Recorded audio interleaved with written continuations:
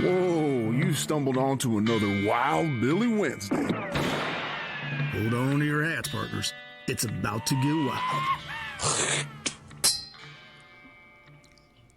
Tony just announced with enthusiasm that he loves Wild Billy Wednesday, that it's his favorite day of the week.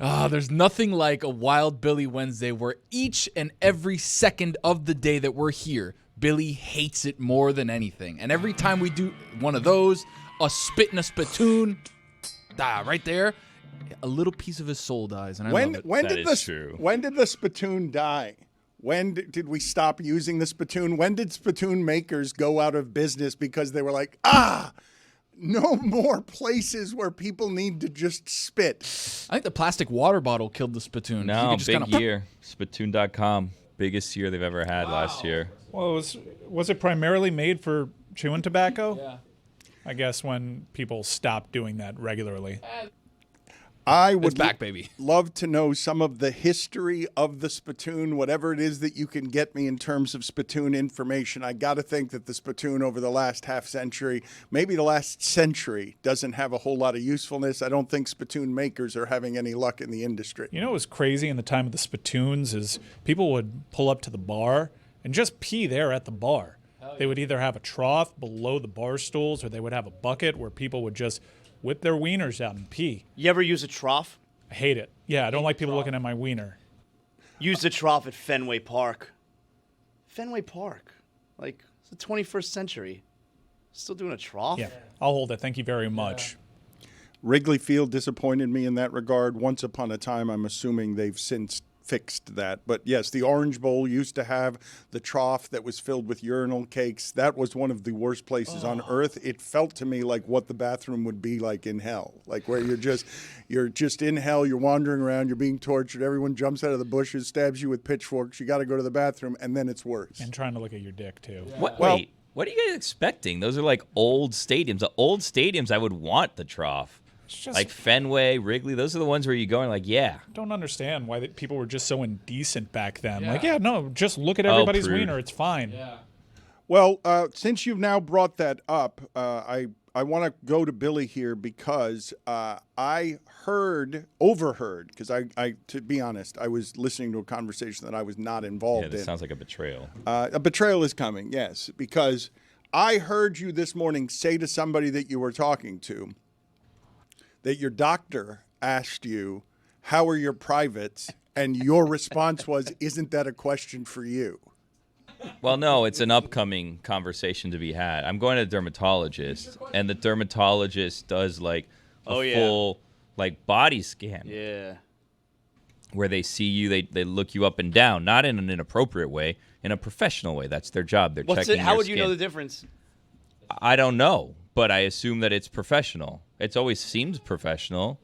It's consensual, but in an appropriate way because I'm married. So I consent to the doctor doing their job of looking up me up and down in a state of undress, but not in a way that is, inappropriate to my marriage. It's appropriate in this context for doctor reasons. What was I overhearing, though, in terms of it seemed like you were deeply uncomfortable.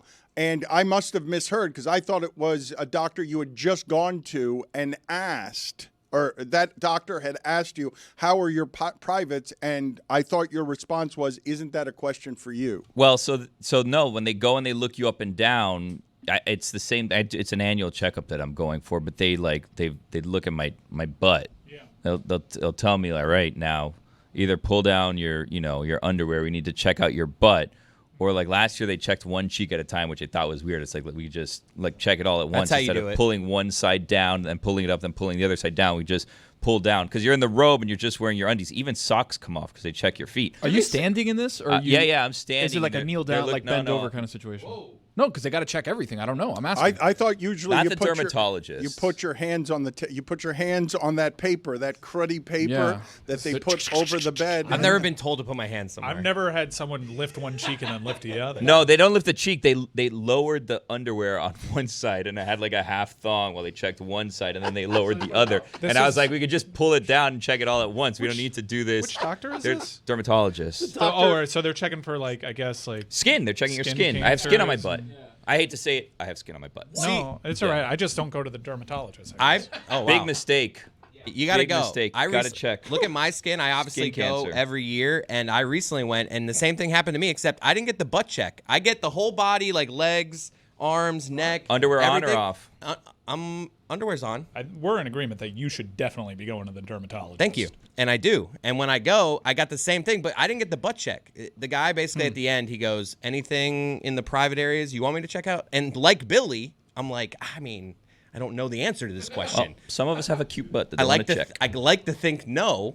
And then but I was just like, I think I'm good. So I never got that area checked. Not the butt or the front. Well, the front, they normally just avoid, but like the last year, they're like, anything in your privates that you want me to check? And I'm kind of like, I don't know. I think everything's fine, but I don't just want to like whip it out and then have it be like this. Like I'm trying, again, married man here. You know, I appropriately am checked out and not ogled because that's inappropriate. I'm appropriately checked in a state of undress, but I'm not just going to like expose everything Check if these. it's not part of the test. So it's kind of like, do you think you're good? I'm like, I think so, but I don't know. But then I'm not. So I'm just assuming I am. So if something kills me, it's probably in that area. Put it on the poll, please, at Le Batard Show. Do you know that your privates are okay without a dermatologist's help? A dermatologist could find something on my arm that I think is just a freckle or fine, and then they're like, we need to take like a biopsy of that. So and honestly, too, like I don't want a biopsy of that area. It seemed like it would hurt a lot. This is why I've said I want an older doctor. If I have like a 60-year-old, I'm like, check out my balls. Whereas the guy's like my age. Before the thing, he's like, oh, where do you golf around here? We're like connecting. And then afterwards, he's like, let me see. And I'm just like, no, I feel like we're friends now. I don't want to show you my balls. So you prefer no small talk. No, don't ask me about my golf game. So wait, but you Do it after the check. No, but it sounds like you'd prefer to be anonymous. Like you don't want this person to even know your name. You don't want anything. Yes. So they're going to know the most intimate stuff about you, but you don't want them to know anything about you. So, Chris, you just want to have a glory hole dermatologist. Don't where you ask just kind of put it in, and then people check it out, and they're like, all right, he's good. Ask Keep me it my moving. handicap after. Can I tell you something that I used to do? I would think that they would tell you about your handicap when they were looking at it. So here's something that I used to do along the same lines, but it's different. So like growing up Catholic, you'd have to go to confession and all this stuff, right? I would go to like random churches to go to confession because I'm like, I don't want this priest knowing any of my dirty business. I know that you're supposed to keep it a secret. How dirty was your business? Well, whatever it is, like I lied 3 times this month. I don't want them to know that because then like something happens and then all of a sudden then I could get like blackmailed by the priest. Or the priest stands up during mass and like, Billy Gill's a liar. And it's like, whoa, Father, forgive me for my sins. You guys aren't going to be able to defeat me the rest of your life in terms of the worst story in this regard that any of us have. Well, I haven't shown my wiener yet, so maybe. Nope. You will not have a better story. You're not going to strong arm me into showing my wiener today. We're still calling it wiener, huh? I will use a weak Professionally. arm. I will use a weak Scientific arm terms. to push you away. I don't need a strong arm to push you away here. There is nothing that will happen to you at any examination the rest of your life that is worse than my story here, which is that I was at a testicular ultrasound. I had my legs up in the air. And I'm as vulnerable as all of you can imagine that is. And I still remember the look, the way you would if you were damaged or scarred by something, between my legs of a face popping up and saying to me at that moment, I'm such a big fan. I like that. Sweet. How are the twins doing? Disarming. Worse as I get older. Oh. This is weird for your optometrist to do. You don't want like an icebreaker there to kind of like, I know this is weird. Any icebreaker except that one. Really? I'm going to go ahead and say in that region, you don't want either ice or breakers. Did they give you any details? Because maybe they're just a fan of your testes. Right. No. That's an ultimate compliment. No, I'm a big fan. No, it's not the ultimate Unless compliment. No. it was in an ununprofessional manner. It's right. Did you say I'm a married man? Non-consensual. Yeah. The thing that he said afterward is, and I remember this because it was just horrifying in every way. But right after, I'm such a big fan. I've been reading you since I was a kid. And I'm just, that's not the time for that. If it was about the testes, that's really weird. Let me play for the folks here some video and audio of just a tremendous golf fight. You do not get to say this very often. I can't say for sure that I've ever around here shown a video of any kind of a golf fight. Like, what do you guys imagine a golf fight looks like? Chris, what is your favorite part of this video? Because, as often happens with golf, some people up ahead are drunk and playing too slowly, and the group behind them gets agitated. And what happens next is that the people who were drunk and are objecting to the people who are agitated don't know or realize that there's a former Florida Panthers enforcer in the group that would like them to move along a little bit. And so what happens after that, we're going to call it a fight, right? But this is one-sided. It's not two people fighting. It's one person who's fighting and the other person is just taking a beating. Well, no, but it's two active participants. It's not like one guy decided, all right, I'm going to beat the out of you. Like, it's two active participants. All right, well, let's play that now so that you guys can have all of the context for this. And go. I don't know what you're doing. You're not scaring anybody. You're just making yourself. Hey, man. Now he runs at the Come on, enforcer. man. Enforcer throws him into a lake. He told him he was going to throw him into the lake, too. I told you. Man, leave him alone. You want another? Came at me. Alone, man. I got it all. Crawling out of the lake, going back at the enforcer. Hey, you want to go, guys? Helping our audio audience with the bangs. Yeah, he's saying bang every time he hits him in the face. He's just saying, he's putting bangs in. Enough! Are you still cheering on? Enough! Get out! This is the best. And he could have kept punching him, but he just tosses him. Well, he doesn't want to keep hitting him. Like he doesn't want to. He knows his fists are weapons. He doesn't hit the other guy with his fists. He just pushes him. It must be one of the greatest confidences in the world to know that you can fight like that. Who knew Mike Breen had it in him? There are 5 punches to the face, each of them accompanied with audio sound effects provided by the deliverer of the punches. And the bang is like a direct hit, because you're not going to say bang if it's an errant punch. Oh, no, but keep playing it again. I want everyone to see all of this, because it's not just that he's saying bang with impeccable timing. Like, he knows that that's going to land before it lands, and they all land. It helps that the other guy's drunk. And half his size. And before the fight actually starts, the guy who gets his ass beat does the thing of like, I'm trying to intimidate you. What? And then he gets his ass beat. Mike says that he's small, but he's not small. He's smaller. He's smaller than the other guy. I mean, he's half his size. This dude has, the former Panthers enforcer has 100 pounds on this guy. Yeah. He is, the guy he's fighting is tiny.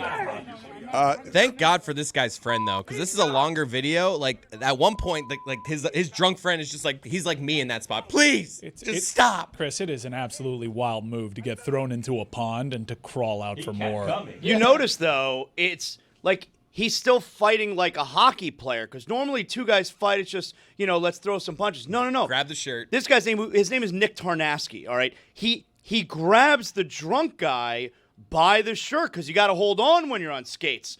And then, bang, bang. I want you guys to imagine the drunk guy's friends right now just saying to him, do you know how hard it is to almost get thrown into a lake 1 3/4 times? Because he got thrown into one lake, and then only because he slipped in the momentum of being thrown into the other one did he not land in a totally separate lake. Like, it is really hard to lose a fight this impressively when the person winning the fight doesn't actually want to fight you, has no interest.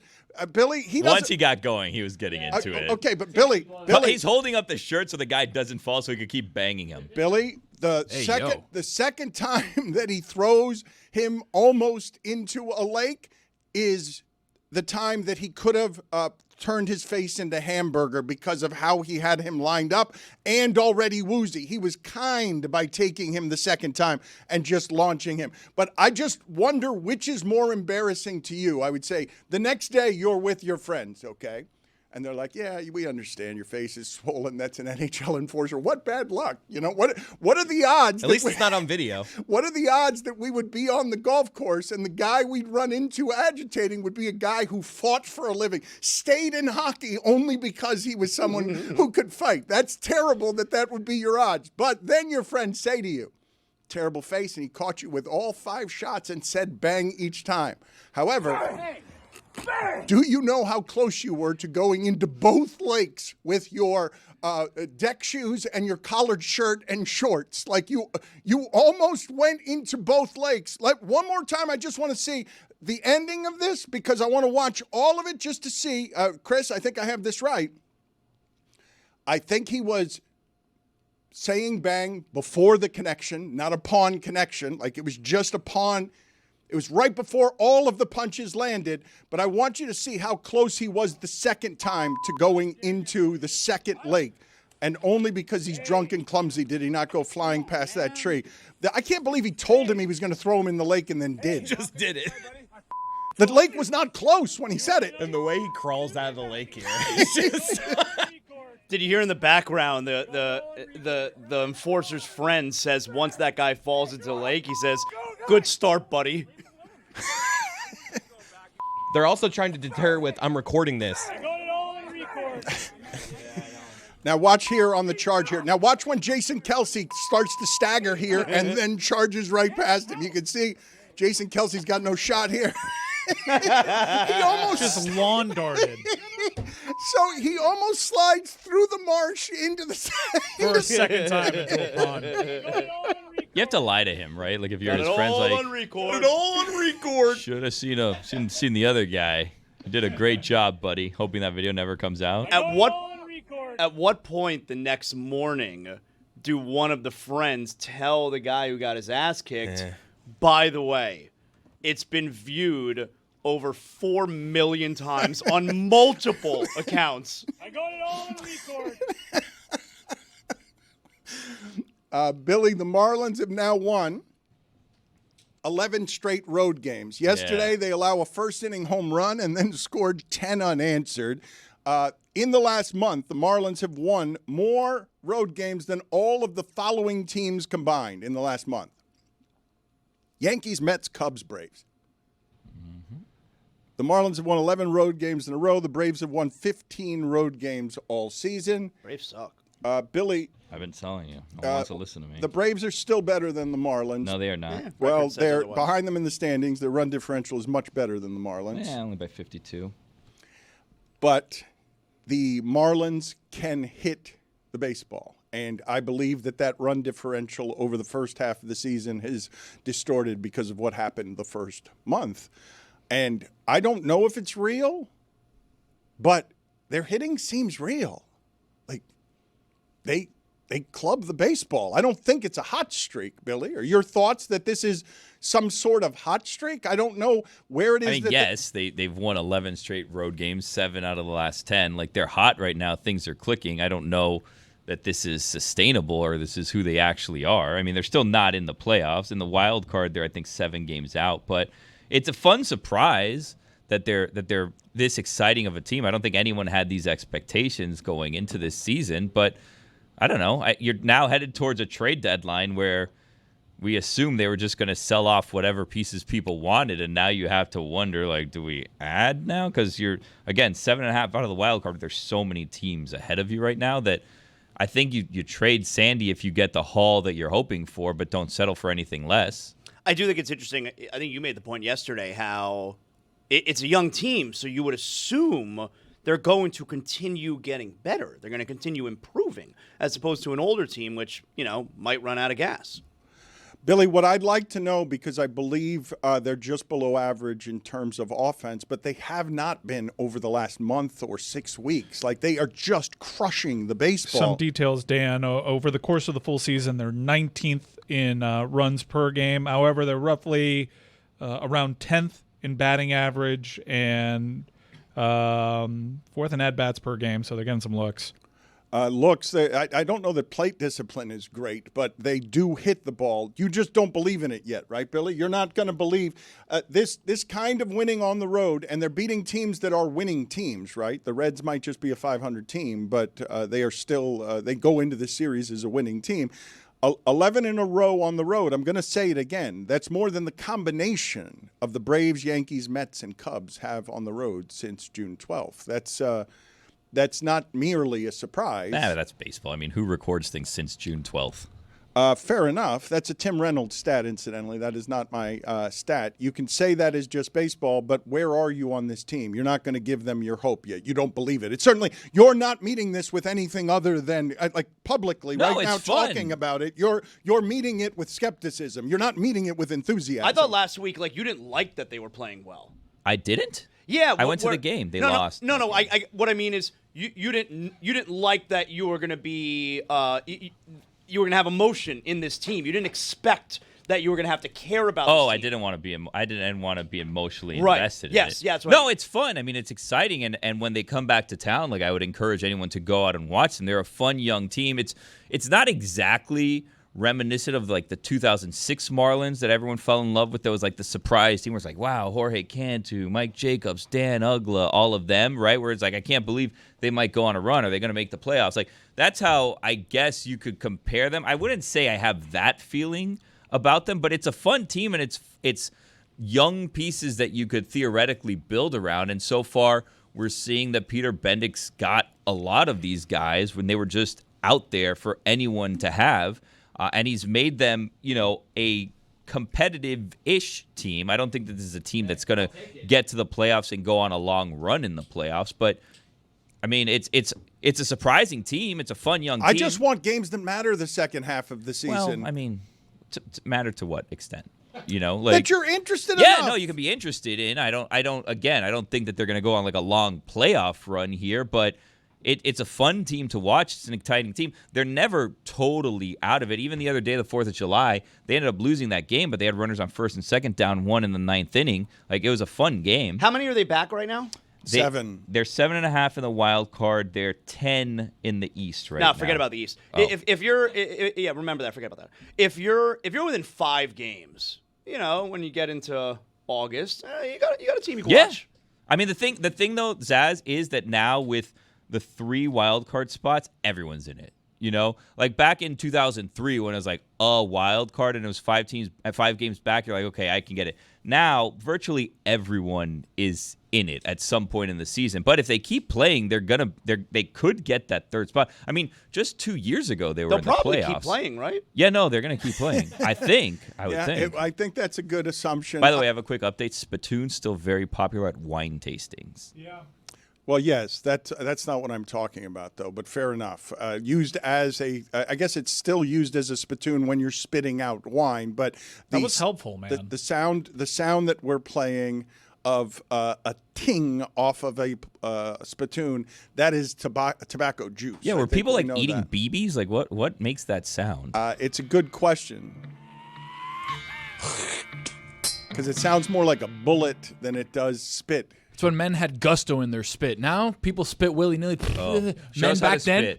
Show us how to spit. You really Tony. want me to spit? Yeah. Spit in Mike's cup right there. Tony, don't listen to him. Please don't listen to him. You're It's bad. Wild Billy Wednesday. Dan, I Yes, have to listen no, to I everything want to he see says, how apparently. men spit. You did the loogie thing, so is it thank in your you. mouth now? No, it was dry. Yeah, the only way that would have worked if it had been hanging from Billy's face by the end of it. Why? I wanted to so bad. Tony wants to teach us how men spit. So I want to know from the group what you guys imagine the reaction the drunk golf guy would have had if, as he's squaring up, flexing, and sort of doing a gorilla scream trying to intimidate a former NHL enforcer. If I had gone up to him at that point, because I don't know what's the drunkest any of you have been, and said to him, look, according to hockeyfights.com, this guy has 167 professional hockey fights.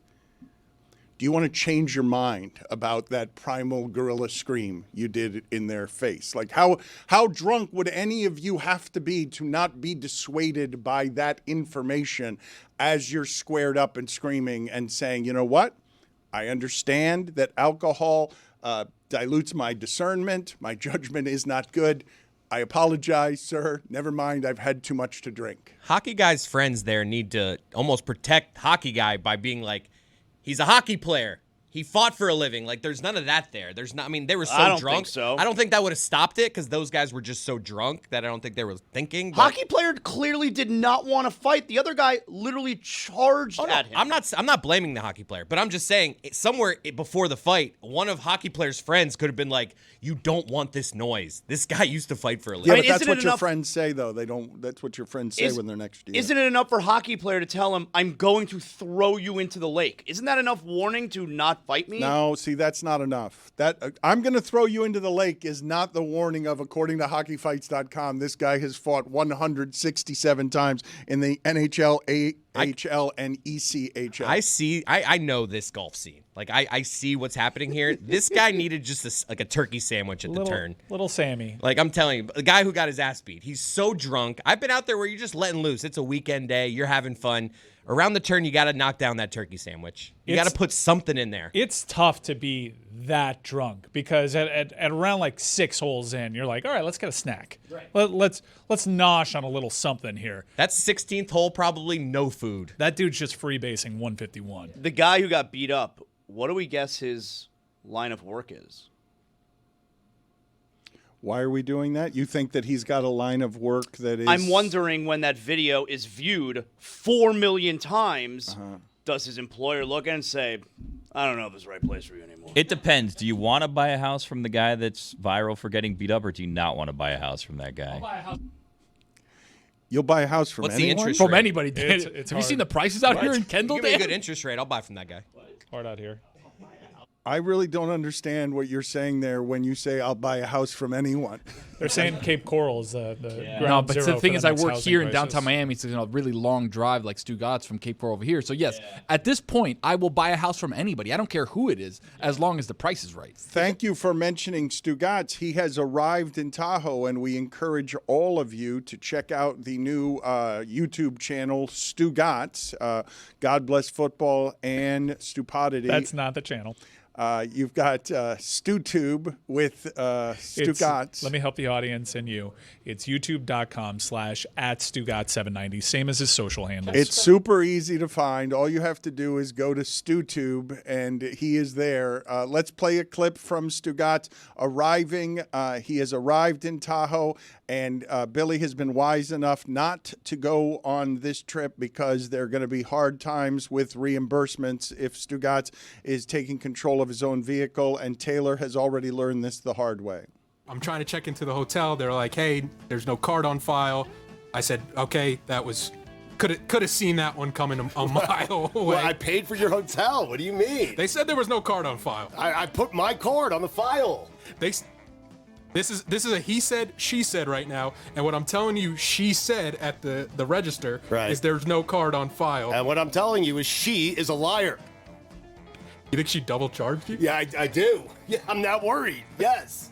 Did you pay cash? No, card. Taylor's going to get such a sunburn out there. Yeah. My God. I don't know. Put a hat on, man. Yeah. Billy, do you have any post-traumatic stress disorder there? PTSD? No. I've never been to Tahoe. This is the closest that I came to going. I've heard that it's very nice. Very nice. But I felt like I'd leave you guys in a bad spot if I just disappeared for a week on short notice. I didn't want to, That's do the that. only reason you didn't go? Well, no, I mean, it was one of the reasons. There's a lot to take into consideration.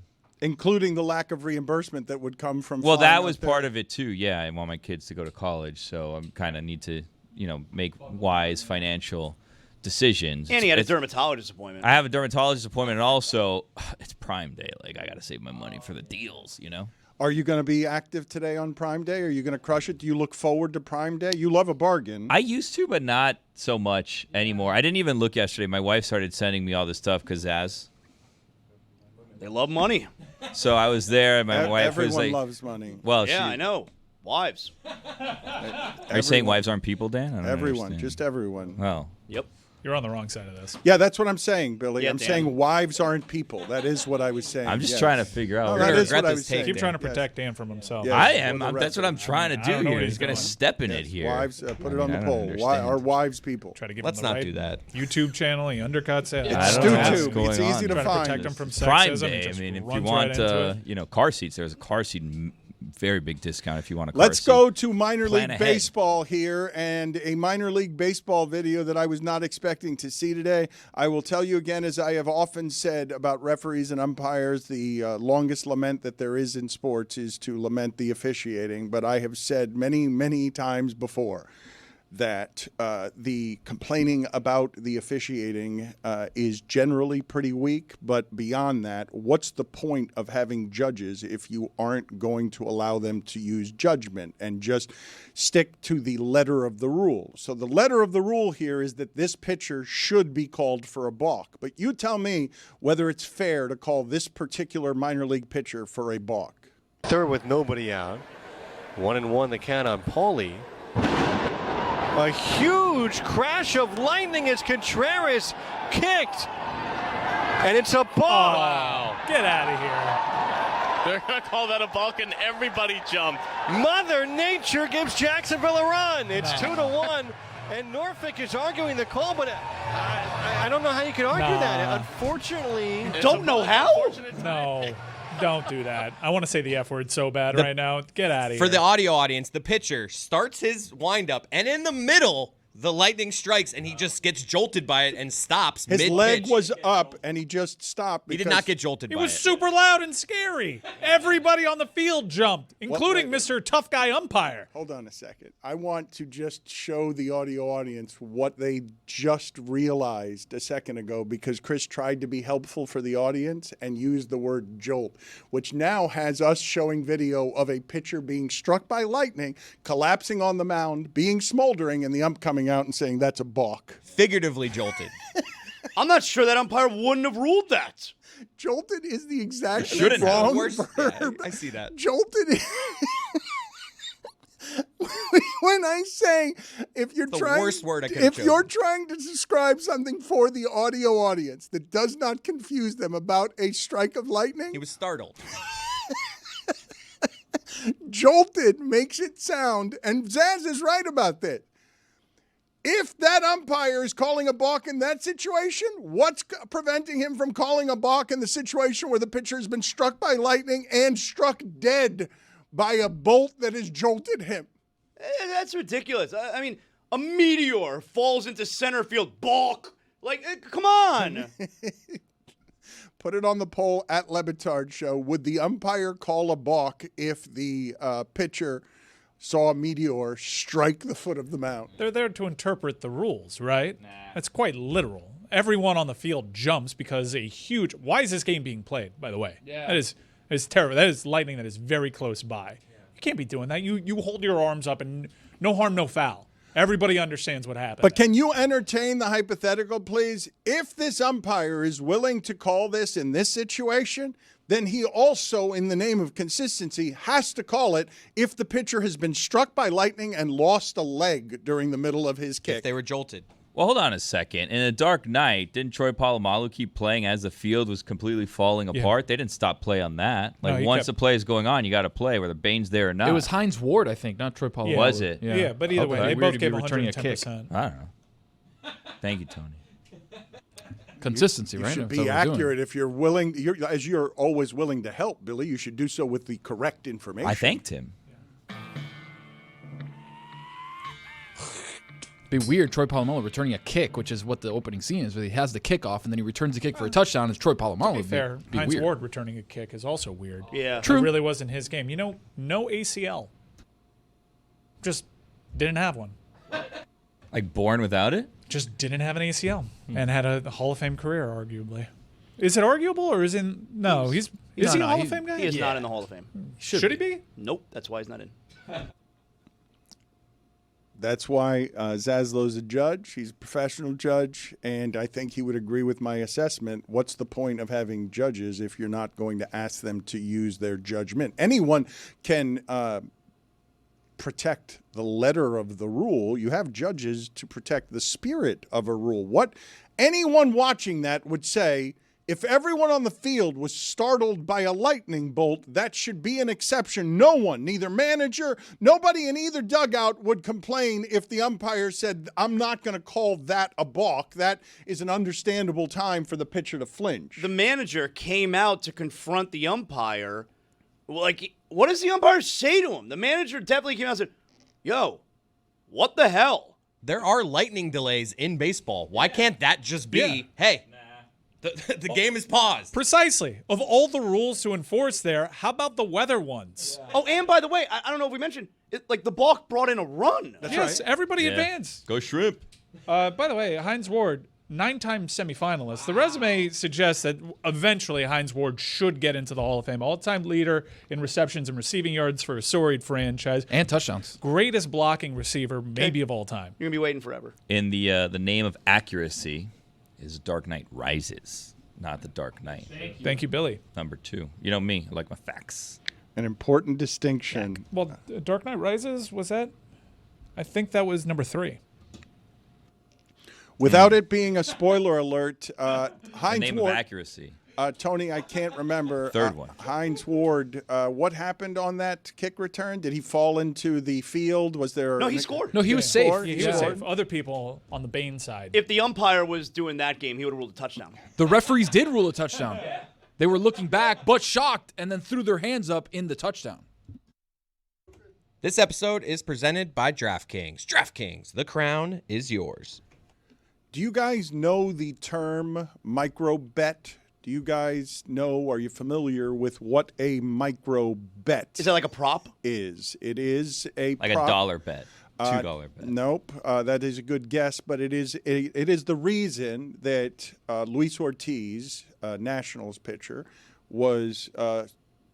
is on indefinite Guardian, excuse me. He's with Cleveland. Yes, my bad. He is on leave because he got caught, or allegedly has been removed because when they studied some micro bets being made, they saw in 3 different states, allegedly, people had bet that his first pitch of an inning would be either a ball or a hit by pitch. And it happened twice, and there were bets coming from different states, and the pitches were well outside of the strike zone and were balls, and they were winning bets.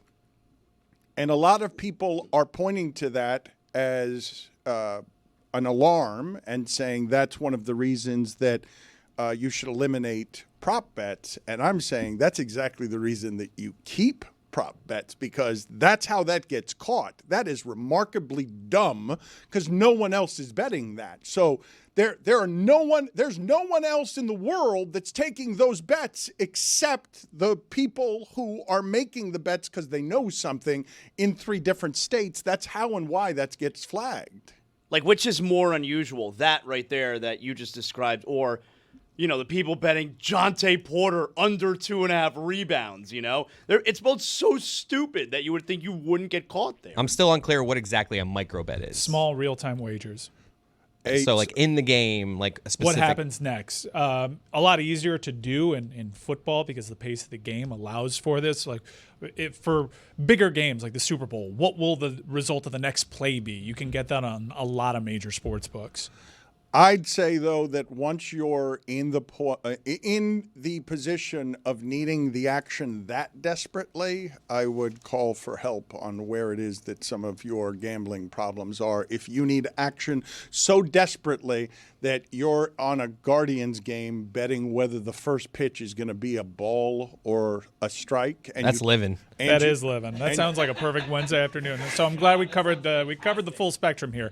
Do so responsibly or seek help. Wherever you land in there, just do it the right way, responsibly, and don't do it with some inside information because you're going to get pinched these days.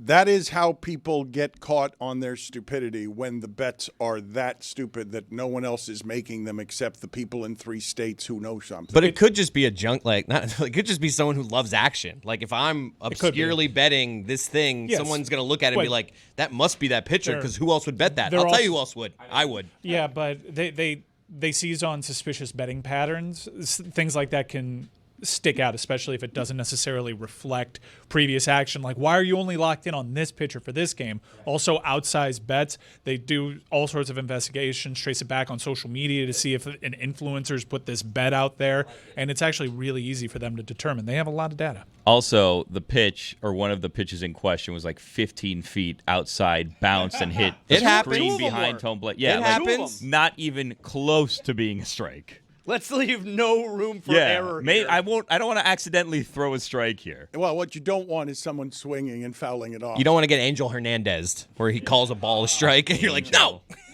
I missed that call. It's probably why they got him out of the game. Gambling integrity. I like the idea that he throws the ball in the dirt, and if the umpire calls it a strike, does he argue? Watch! Screams and yells. DeMaurice Smith is writing a book, and I'm wondering, or it's coming out in August. He's written the book, and he's gone after Roger Goodell in it. He goes after Aaron Rodgers in it. What were your thoughts, Zaslow, when you heard that the head of the NFL Players Union was writing a book in which he goes after an assortment of people? My thought was this tracks. Like, this is I feel like this is what we heard about DeMaurice Smith when he was running the union, that he was not liked and that there was something off about him. And now you have a former union chief who's writing a book that comes off, at least from the quotes that we're seeing in the book, comes off super low rent. It does? I think so, yeah. Yeah. Because? Well, because, I mean, it seems like, it seems unprofessional, the things that he's saying there. And why would you? And he's attacking both sides, So I guess you're being fair in that sense that he's attacking both sides. But man, it seems like low hanging fruit. Going Goodell. Let's make sure we say something bad about him. Everybody knows about him. Jerry Jones. Let's make sure you know something bad about him. And this way you get the quotes out there, and it sounds salacious, and people are into it. I just remember hearing from anonymous players that DeMaurice Smith, something off there. I have talked. What are you laughing about, Billy? Anonymous players just reach out to Zaz. This DeMaurice Smith, I got to tell you something. You don't believe that anonymous players reach out to me? I just don't understand why anonymous NFL players are reaching out to you to take shots at the union head. Something wrong there. Billy, he used to host a show with an anonymous football player. Let me get the quotes. Rom dog. He calls Roger Goodell a, quote, cold, dark void. He calls Jerry Jones cheap. Quote, if Jerry Jones saw a dollar bill on the ground, I truly believe he'd stop and pick it up. Wouldn't you? Yeah, I don't think that's an indictment Cash. of Jerry Jones. I asked Wayne Huizenga, the former owner of the Marlins and Dolphins, that question one time. What is the lowest amount of money that you would stop and pick up on the floor? He's like, a penny. Yeah, wow. I missed those days. Whew. Well, DeMaurice Smith thinks that's lame. Just want to be abundantly clear to this beloved football player that I love with all my heart, that I want no smoke with. I was not calling you anonymous. I was just trying to protect your privacy, Rom Dog. I love Romberg, so he's the man. Me into that. No, I'm not taking a shot. You love did Romberg. take a shot. No, I don't. No, don't you do that. No, I wasn't. I was making a joke. Contextually, I'm covered. You stop stirring up. I think that was the shot right there Yeah, that Dan you just did. Whoa. We had to save your life from Joaquin Gonzalez one time, and Romberg probably had that right? hands. Yeah, that was crazy. Stop stirring up. Really? The death of Peepo, yeah. Really? Mike Ryan took the opportunity when you mentioned that you talked to anonymous players to both make fun of you like Billy did. Why did Mike do that? I was helping out, man. Mike just came and started Keyword. calling out Zaz, saying that no NFL players talked. It was wild. Dan, you're going down the wrong road here, pal. You made a joke that he hosted a show, a very popular morning show for many years with an anonymous NFL player. No, because a Canes I wasn't legend. going to rat him out. Billy was poking holes as to whether or not Zaz would have in his network former NFL players, and I don't want to dox Brett Romberg, but thank you, Dan, for totally having the joke over here. Oh, okay, so you're saying that he was anonymous as in that's the person who was giving me the info as opposed to him being like a nobody. Precisely. How I'm am I friends the with only Romberg. one following this? It's crazy. It's crazy. He would have said that about Leroy Hoard. I would have. But he does a show with Tobin. Ooh, I love Leroy Hoard. Who also did a show with Good Zaslow, show. but didn't play in the NFL. Not insulting these players. By the way, just a quick aside here as we're talking about the Dolphins. So I guess I don't follow this account, but it's a for you, DolphinsTalk.com. This day in Dolphins history, July 9th, 1976. Don Shula signs a 5-year extension with the Miami Dolphins and sells back his ownership stake in the team to Joe Robbie. Huge mistake. Yeah. Imagine having 10% of the Dolphins in 1976. You've had it since 1970, and you sell it back for pennies. Mike Shula's got to be like, come on. I mean, right now he'd have $800 million if he just held on to that 10% stake. That's crazy, right? Horrible financial decision. Now he's just holding on to stakes of stakes. This is gonna ruin the Shulas forever. I just want to understand a little bit better because your segue was, since we were talking about the Dolphins. Yeah. When were we talking about the Dolphins? We were talking about the Dolphins. We were talking about. No, go ahead. Answer you said my Wayne question. Huizinga, Dolphins owner. It was. And Marlins owner, Wayne Huizinga. Contextually Former covered. Dolphins owner, Joe Robbie, and Dolphins coach and Hall of Famer, Man, Don this- Shula. I would say, though, that meant we were talking about picking up money, not talking about the Dolphins. Speaking of money, Don Shula could have had $800 million right now, the Shula estate, had he been smarter with his financial properties. Wednesdays move fast. Speaking of money, and because you guys are often interested in the salary cap, I am curious whether you're interested about the information that I'm about to give you on the salary cap. You saw that story recently from Pablo Torre Finds Out about how immediately after Deshaun Watson's guaranteed money contract, 2 days later, the owners got together and are like, we have to be able to fix this. We have to try and collude here and make sure that we stop all this guaranteed money. Do you want to know how much in Peyton Manning's initial contract, how much guaranteed money there was? Like when he came out in the draft? His initial contract, yes. Couple million, maybe? $0. Zero guaranteed dollars. Brock Purdy now has 70% of his money is guaranteed, even though you can't totally be sure how good Brock Purdy is. You can't totally be sure. There's a lot of argument about that. He's good. 70% of his money is guaranteed. Peyton Manning's was zero. But if you're following, for example, the New Orleans Saints, this was interesting to find out the other day because the Saints have the worst salary cap situation in the league. There were several coaches who didn't want to even interview for the Saints job because everyone knows that Mickey Loomis put them in a terrible position. And this is why Mickey Loomis and how Mickey Loomis put them in a terrible position. They had to keep giving Drew Brees money, and the way that they got around the salary cap is by knowing that every year the salary cap goes up, and then they just sort of squeeze in every year some things that were questionable, had a lot of debt in them, were risky. The pandemic comes, and then all of a sudden, for the first time, the salary cap goes down. The salary cap doesn't increase at the same rate of speed. But the part that I thought you guys might find interesting about that as a strategy to always just assume that the salary cap is going up and take your chances on future mortgages, one of the things that is interesting about what it is that happened there is that the pandemic made it so that the Saints had no idea whatsoever that there was the possibility that the salary cap wouldn't end up going up like it does every year. But as much as the salary cap has gone up every year, and I believe it's let me see if I can find the numbers because I don't want to get these wrong. Let me give you some helpful information here. Yeah, he had $0 in guaranteed money. However, he made more in base salary than Cam Ward is making this year.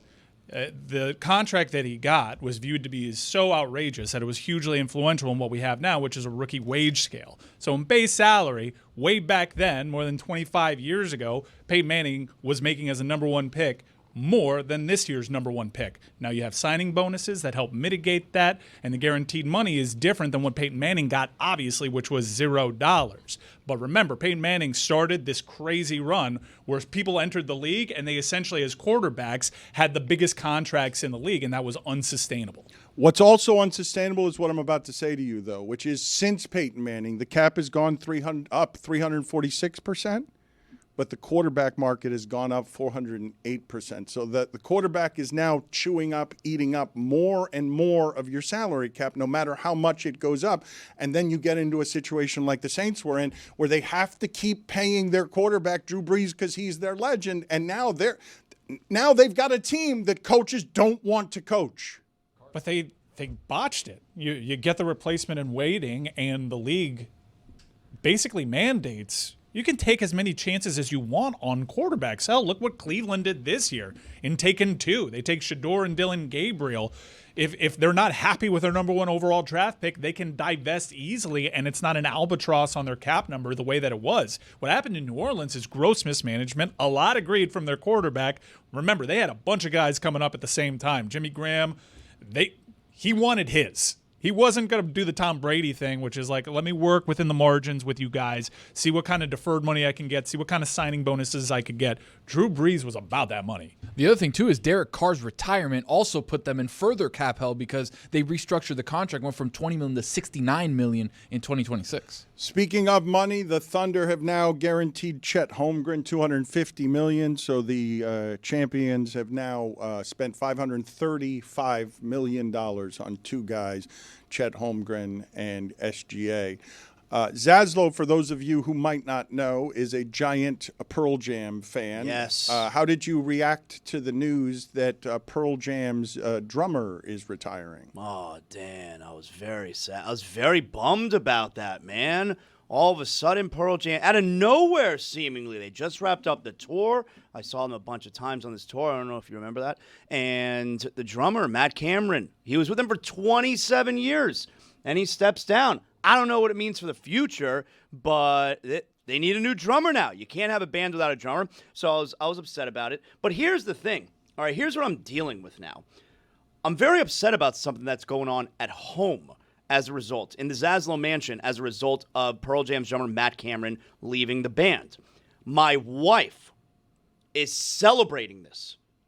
That's garbage, right? My wife is celebrating this. Grounds for divorce. She's happy that he left the band because she thinks it means that the band overall is closer to retiring as a whole and no longer touring, because she hates when I go on tour with the band. She hates when I go and guess what, guys? Spend money. Less money for her. On she going loves to it, see 'cause Pearl she loves Jam. money, yeah. Wives, Dan. Everyone loves money. And wives love money. And wives, they're part of everyone. All right, So you're my starting to get wife, it. she's chastising me around the house. You're done. No more Pearl Jam, you know? And I'm like, man, I really don't like you right now. He's heckling you. Who have you loved longer, Pearl Jam or your wife? Pearl Jam. Yeah, so if I were her, I would be very careful. I mean, I didn't say that I love Pearl Jam more, but Okay, who but do my you love love more? affair with Pearl Jam is like twice as long as with her. Yeah. Yeah. So thank you. I'm glad you agree on that, the both of you.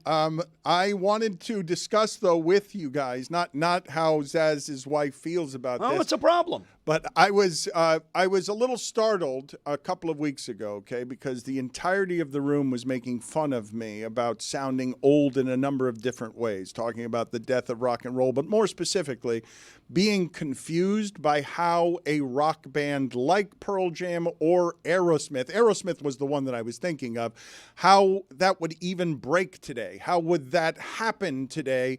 Is it even possible? As my old rock stars all look like, your friend Joey's old aunt. You've got Steven Tyler looking like, your friend's old Aunt Bonnie. You have... I believe all these photos are altered that we're showing on the screen. I don't believe that Steven Tyler photo is altered. I believe... Yes, it is. Yeah, No. they all are. This is off the internet. All right, well, but I'm telling you that Steven Tyler, find me better photos than those of my old rock stars, Ozzy Osbourne, Marilyn Manson. That Marilyn Manson picture is ridiculous. John Bon Jovi. That one's real. No, that's how he looks.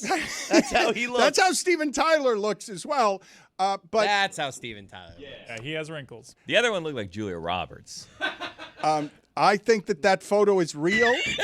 It really does. I think that is. I believe that is a real photo of the lead Like I'm singer. watching Mom. It would be the lone real photo in a set of 4 that are doctored. Mike, I'm telling you to go look. Go search the entirety of the internet for Steven Tyler photos, and you will find Steven Tyler crushed it with Ozzy Osbourne this weekend. And what I wanted to talk about was Black Sabbath and Ozzy Osbourne closing down Ozzy's career and what felt like celebrating the end of his life, because Ozzy Osbourne has been in poor health for a long time. One of the most amazing things of my lifetime is to watch Ozzy Osbourne go from person who America figured was satanic and a Satan worshiper to somebody who had such a bad drug problem that other drug addicts in music were startled when he topped them by snorting a line of ants that was on the floor on its way to a popsicle stick. That guy becomes a sitcom dad somehow on reality television. They were the first reality TV family, I think, right? Seeing Ozzy Osbourne as a sitcom dad was confusing to me, given that my childhood was filled with warnings from priests about how he was a Satanist. But so Mike Ryan says to me when I'm like, how can an old-timey rock band even break today to become popular? And Mike Ryan's condescending response to me was, the arena across the street is going to be filled with a satanic band this weekend that is performing, and I'm going. Yeah. It happens all the time. Yeah, Ghost. Rock music is still trucking along. Ghost had a chart-topping album very recently. Rock music has kind of operated in the same space for the past 25 years. Really, ever since grunge had its moment in time, it hasn't dominated the music sphere. Back, you could make an argument rock was at the forefront of what was happening in music. Hasn't necessarily been the case. It's been more indie rock has its moment in the early 2000s. Radiohead popped in the late 90s, kind of taking it from grunge a little bit. But there's still very good rock music being made, very interesting music being made. There's a band called Turnstile that's blowing up this summer. Bands like Idols and Fontaines DC that their arrows are pointing up. I do think that rock music is eventually going to have something to say, and kids are going to gravitate to it because that's just the cycle of pop culture.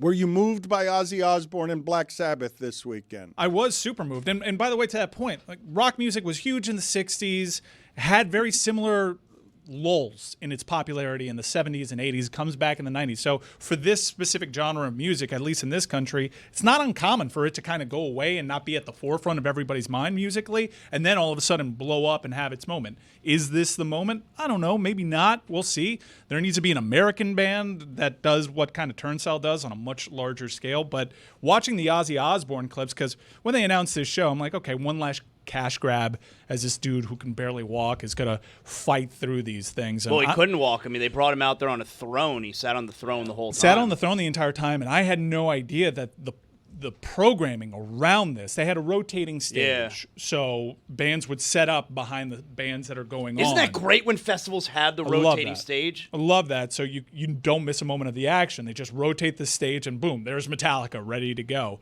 There were so many great bands that were of Black Sabbath's time, well, not necessarily Black Sabbath, but Ozzy solo time of the 90s, and contemporary acts over there. Was really a dream card of rock legends. And it was quick. Legends. It's like each band, even like Metallica, they only had like 15 minutes. It was just every a band giant quick. show of respect for what Ozzy Osbourne and Black Sabbath meant as edgy people who really shook the core of America because, among others, the church was really mad about the existence of Ozzy Osbourne. For those of you who don't know any of Ozzy Osbourne's controversies, you can find some of them for me, but one of them was that he was on stage early in life and just bit the head off of a bat. Bit the head off a bat.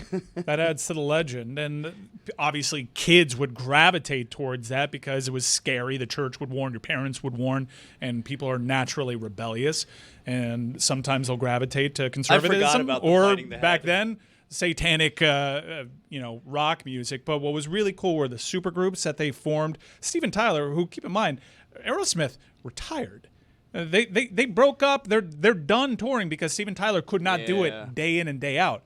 But man, I guess he rested his voice for this one show. He knocked everybody's socks off. It was an unbelievable performance. And I guess the real cool moment of the night was Ozzy sounded pretty good for someone that was stationary, and it was beautiful moments. Ozzy and Black Sabbath, they do have some pretty songs that have deep, impactful lyrics, and to hear the audience sing it back to him, and you could see it wash across his frozen face, that, wow, like, they love me. It was a wonderful moment where people get to show He got their emotional when he was singing Mama, I'm Coming Home. That was a goosebump-inducing moment. I have goosebumps right now, yeah, because you basically realize, wait, is this a funeral? Kind of felt like it. And, Mike's right. It was really great, Black Sabbath and then Ozzy playing together again. But, man, best part of the night, Steven Tyler stole the show. Like, that was... you want to talk about goosebumps. That was incredible because I remember Aerosmith was on tour last year with Black Crowes. I was going to go to that show. That's an amazing show. And they had to cancel because Steven Tyler just can't do it anymore. He had throat surgery. He can't sing anymore. It's over. He's 77 years old.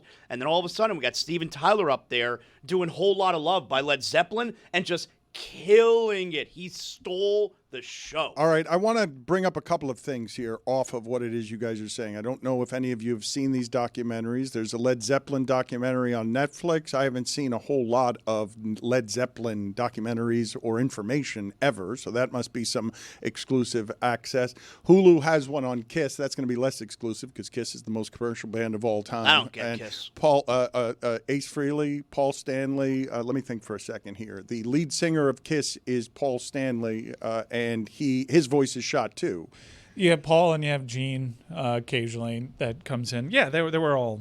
I mean, they're older. I don't know if that documentary is any good, but I have told you guys before, and I will tell you again, that some of the best music and television that I have ever seen is the Kennedy Center when they are honoring Led Zeppelin, and they're doing so with the lead singer of Heart and an orchestra. I urge you to check it out, and you see what you guys are talking about, where Ozzy Osbourne is moved.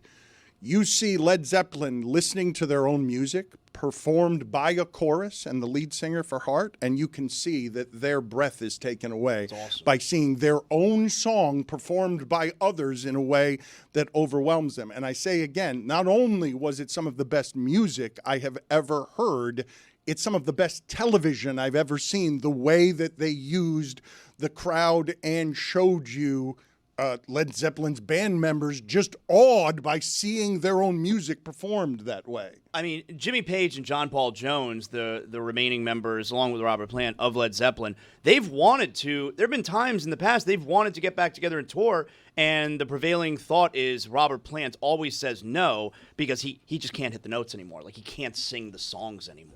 It doesn't necessarily. I guess they have a high standard. Look, if you try to watch a GNR right now, it's a little painful. Axl looked great, but he's lost so much weight. Yeah, but he sounds like dog crap. And when they returned, Axl was also injured, so he was doing the show from a throne.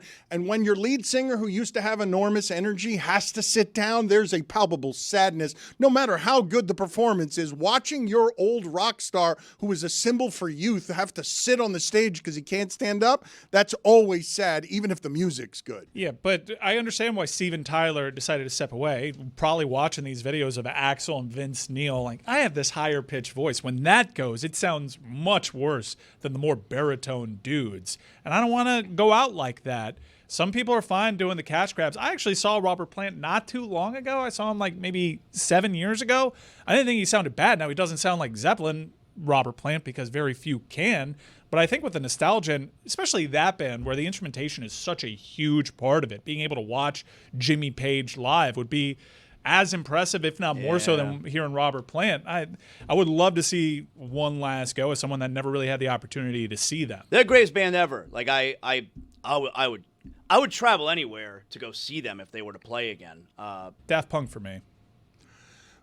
Because we were talking about the Netflix promotion of Led Zeppelin, which I'm not familiar with Led Zeppelin ever giving access to any of this stuff. I don't know how good or not this documentary is, or how much they traded in exchange for that access. But when I ask you guys to give me Netflix best blockbuster movie ever, because they have things like Red Notice, cost $200 million. The Gray Man cost $250 million.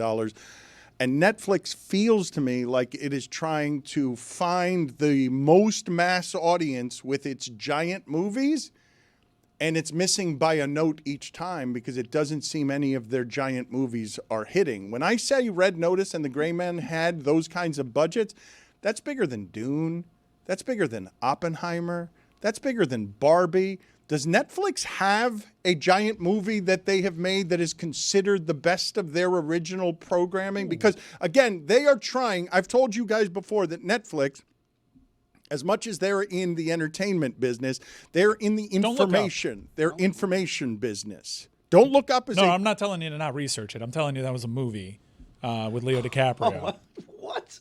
Yes, with Adam McKay, Don't Look Up was a big success for them. Is that it did have a limited theatrical run before it went on Netflix, but that is a Netflix movie. I would say Carry On with Taron Egerton was a nice little 90s action throwback. And don't forget Extraction. I like that movie. Extraction, which spawned a sequel. Extraction, of course, main character Tyler Rake kills somebody with a rake. Yeah. Are you guys surprised when I'm telling you their big movies have bigger budgets than Oppenheimer and Barbie and Dune? I'm not so surprised by that because their business strategy is different. They don't necessarily care so much about what they spend on those things because they have a subscription model. So they're trying to get people to subscribe to their and hopefully they stash their credit card and forget that it's there. So I don't know. They could probably justify it. They keep doing it, although there are reports that Apple has tightened up its budget because Apple throws so much money at its original content, and it's not getting the same amount of eyes. According to this list, Red Notice is actually, which was a critical bomb. Red Notice is what is touted by Netflix as their most popular original film, followed by Carry On, followed by Don't Look Up. What about Bird Box? Bird Box is top 5. Fifth. Also there. The Adam Project is 4th. I love that movie. That was with Ryan Reynolds. I love that movie, Adam I'm Project. actually surprised because Extraction got critical acclaim and it was a really good action movie. It doesn't seem to be on this top 10 list.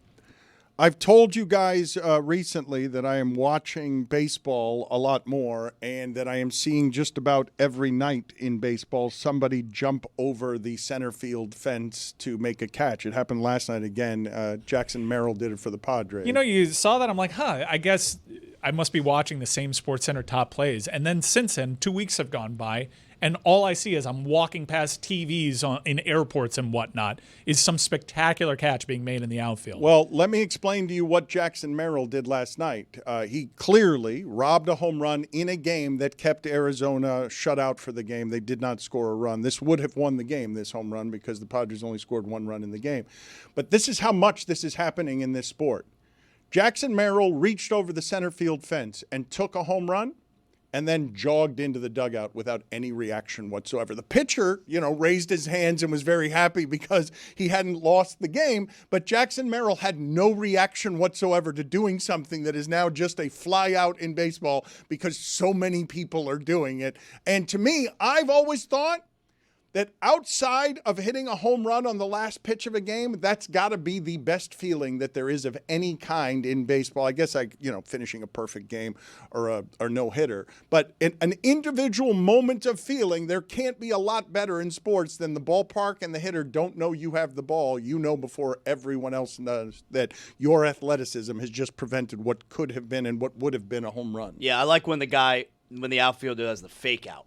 Where you don't know if he caught it, and he just kind of jogs away from the wall. You're not sure yet. Takes a few steps, and then he pulls the ball. I got this. I see you're jumping over the fence and robbing a home run, and I have another play that I think is just as exciting. But you're raising. More exciting. From last night. So you call and raise. Well, he's going to try and raise me. I don't think he's got me, though. I think I got the nuts. He thinks he's got the nuts. Well, I just said I see. Yeah. I would also like to see. Show up thing. Because I've got a nominee, too. Go for it. Well, there was a play yesterday where there's an inside the park walk-off home run. It's pretty good. Which is quite exciting.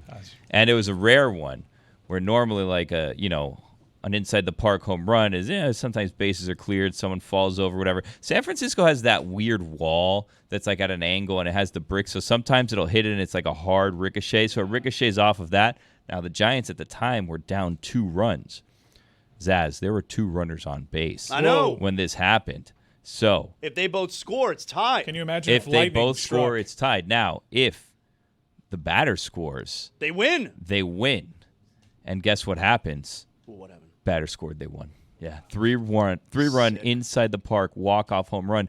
First walk-off home run, inside the park, walk-off home run by a catcher since 19-something. It wasn't even close. Like, you'd think inside the park home run had to be close at the plate. Not even close. Not even close. All right, I see, and I'm going to go with a play at the plate to end the game. League of Their Own style or Pudge style. Pudge I would style say strong. if you drop somebody in that didn't watch any sports in America and they saw the end of that Giants playoff game where Pudge just gets up and starts holding the ball That up. was the first time ever a series ended play at the plate. He was like so full of testosterone. I don't know what was going on there. That was it must it. have been really freaking amped. Just testosterone. But just like to the crowd, like Yeah, how he can was you amped. not get juiced for that? Yeah. What a series end. Oh, God. I mean, Dottie. I remember where I was when that happened. Dan, do you remember where you was when that happened? Where I was? Remember where you Yeah. was? What were you saying, Chris? Dottie Henson dropped that ball on purpose. She felt bad for her sister Kit. Like that was I wasn't moved by that. I thought she did that on purpose. Patrick Bailey is the catcher for the Giants. I'm stunned that there has been another game in Major League history that has ended with a catcher hitting a walk-off inside the park home run. I'm surprised that has happened more than once in the history of baseball. But to Billy's point that feels better than robbing a home run, Patrick Bailey himself said, and this was a funny quote, when they asked him how he was feeling, he was like, "I'm tired. I wish it had gone over the fence." So it doesn't seem it doesn't seem like that would feel quite as good if you're panicked and running around the bases in total fear because you're a catcher who doesn't expect to win the game with an inside the park home run. He's definitely such a huge liar because if you're watching the replay, like when he's rounding third, the crowd is going bananas. It's so much better than if it were an actual over-the-fence home run. Well, the thing with that one, too, like that you see on the video, is when he hits it off the bat, everybody thinks it's a home run as it is. So, like, you're standing up and like, yeah! And then it hits the wall, and you're like, huh? Yeah! Because you see that it just skips by the outfielders, and then there's the chase, and he's running around, and he has to get home. And again, they were down 2 runs at the time, Zaz. So if both runners on score, tie game. If all 3 score, game over. Just as good as hitting it over the fence. But more prolonged excitement. Tony, would you do me the favor of explaining to me and looking it up for me why a crowd would go bananas, why bananas is the fruit of choice there on going bananas to make it something that identifies as crazy? Because I'm not familiar in any way with why it is that bananas is the go-to phrase there. You can't go apples. It's just I would silly. think that you could go apples, though, if the phrase forever had been apples, because then we'd be saying you can't just go bananas. I think we've talked about this and suggested going coconuts. Coconuts is good. Would be good. Coconuts. Well, bananas doesn't make any sense, though. I don't know why it is. sense to Is me. it? How does Yeah. it make sense to you? Because What- that's the way it's said. Yeah, because Right. it's bananas. Is it because a B-A-N-A-N-A-S. banana is curved? Like what? It's not straight. Like what? The origins are debated. The phrase is likely linked to a behavior of primates when they encounter bananas, which could be quite energetic and frenzied. There you go. Okay. They go bananas. Well, Yeah. yes. Oh, I took it away. This is why people also say, "Oh, that person's going ape." Because so I was not familiar with the fact that apes went a special kind of crazier than other animals when propositioned It's how they with food. at Zoo Miami when Ron McGill walks up, they go ape. They get excited. They know him. What's up with their That's asses, man? true. It's so gross. I feel Their bad asses for are them. gross. Yeah. They Should need go to to- see a dermatologist. I was just about to say. No small talk first. Put it on the poll at Le Batard Show. When you're being checked, when your privates are being checked by the doctor, do you want any small talk beforehand? The small talk makes it more awkward. You just, hey doc, in and out. Well, not too well. Honestly, What it'd be better doctor than you small going talk. He's America's foremost authority in sports media. What a pathetic distinction. But he is nonetheless your favorite critic's favorite critic. Another pathetic distinction. But please welcome anyway the man who proved the first word in media is always me. And you can't spell mierda without the letters in media. He's never wrong. He's always right.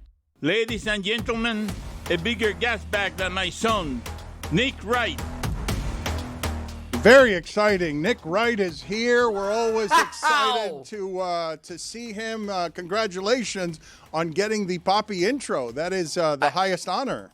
It's a legit honor. Yeah, yes, absolutely. And I felt a little badly because the last time I was on here, it was a little too self-congratulatory and talking about me and Tony Reale when you guys were basking in the glory of a minor sports championship. And now I'm doing it again because I'm so I've never met Poppy. I watched him carry you on TV for the better part of a decade. But that was great. That was really touching. That was really cool. Watch your mouth. Yeah. Back-to-back minor championships. Okay, yeah, that's right. So back-to-back minor championships for a mini dynasty. How about that? Look at what go Cats. Cats roar. What do you guys say? I don't know. Yeah, you got it exactly right. That's the motto. Cats roar. Exactly. Purr, maybe a bit. Good to see you. Better hair this time than last time. What are you talking about? Did you object to Nick saying it's a minor championship? Yeah, the Stanley Cup is the most prestigious of all the sports trophies. Hey, minor. Well, I don't know. If we're really gonna do that.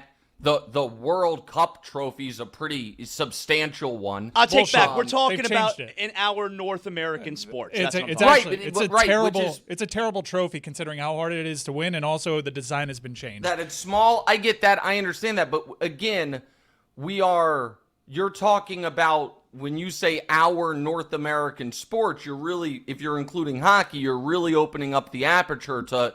Yeah, I don't know what you get for being the best ultimate frisbee team in the world. I'm familiar with the major sport trophies, the Larry O'Brien, the Vince Lombardi, and the World Series. Those are the ones I'm familiar with. But again, so I can't speak to it. I know it's cool. I'm happy for you guys. I probably wasn't the greatest timing for me to come on hours after you guys had. Completed your mini dynasty. Is it possible to be the best trophy but not the best championship? Oh, definitely. Absolutely. Of course. I don't know, again, now I'm really out of my depth here a bit, but I don't know that the Oscar trophy is the best acting trophy, but it's obviously the pinnacle of achievement. So, yeah, of course it could be the best trophy and not the best championship. Just like you guys can have the coolest studio but not be the best show. I'm not saying that's the case. I'm simply saying that could happen. So we don't have the coolest studio? No, maybe it's both. I was just pulling things. Sounds like you're saying it's neither. Nick, no, I'm not saying anything. What are you saying, Nick Wright? A for instance. See, Dan, this is why we should have started with LeBron. We should have. Yeah, I don't know what I feel attacked. Ultimate frisbee is insulting. What he just did there with ultimate frisbee, frisbee, that's offensive. For a guy that likes to pick. All right, you know what? I'm on in Miami. Let me be more fair. What do you get for winning Hialeah? Well, you win the Commissioner's Cup, the Battle Court. Yeah, this team wouldn't know. It's been a while. It's been a while. We won the first one. This dedication to that damn Manu is killing the team. I've been telling you for years. We own a highlight team, so you've insulted us a few. They draft the same team every year. Nick. You think I just pulled Hialeah? Of course I know Nick, that. Let's advance a conversation. Yeah. Why is Patrick Mahomes considered fat, and how do you think his body's going to age? Let's get that. Let's get another picture. The annual tradition of Patrick Mahomes looking like he's got a bit of a dad bod. Here you go, Nick. Okay, this is the peak male physique given his job, first of all. Second of all, you guys, this is such a funny thing that this has come up because Pro Football Talk and Awful Announcing and everything are saying Kansas City radio host. But the guy at play here, not only is he no longer a Kansas City radio host, but he is also, I joke somewhat about having a list of rivals.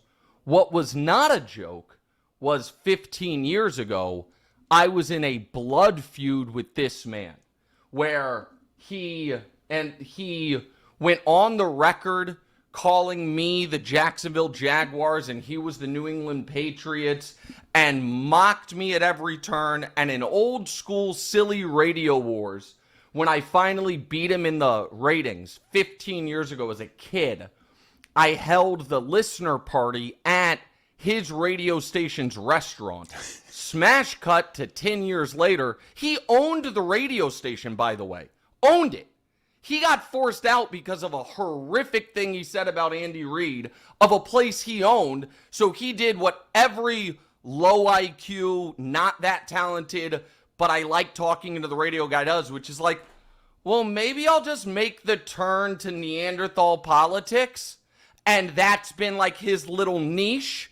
And so he then on a podcast that can't have 35 listeners said this about Patrick Mahomes. And now for the first time in a decade, he's noteworthy while I'm on, America's, one of America's premier platforms, which is to say, not to make it about me, but we know who won that battle.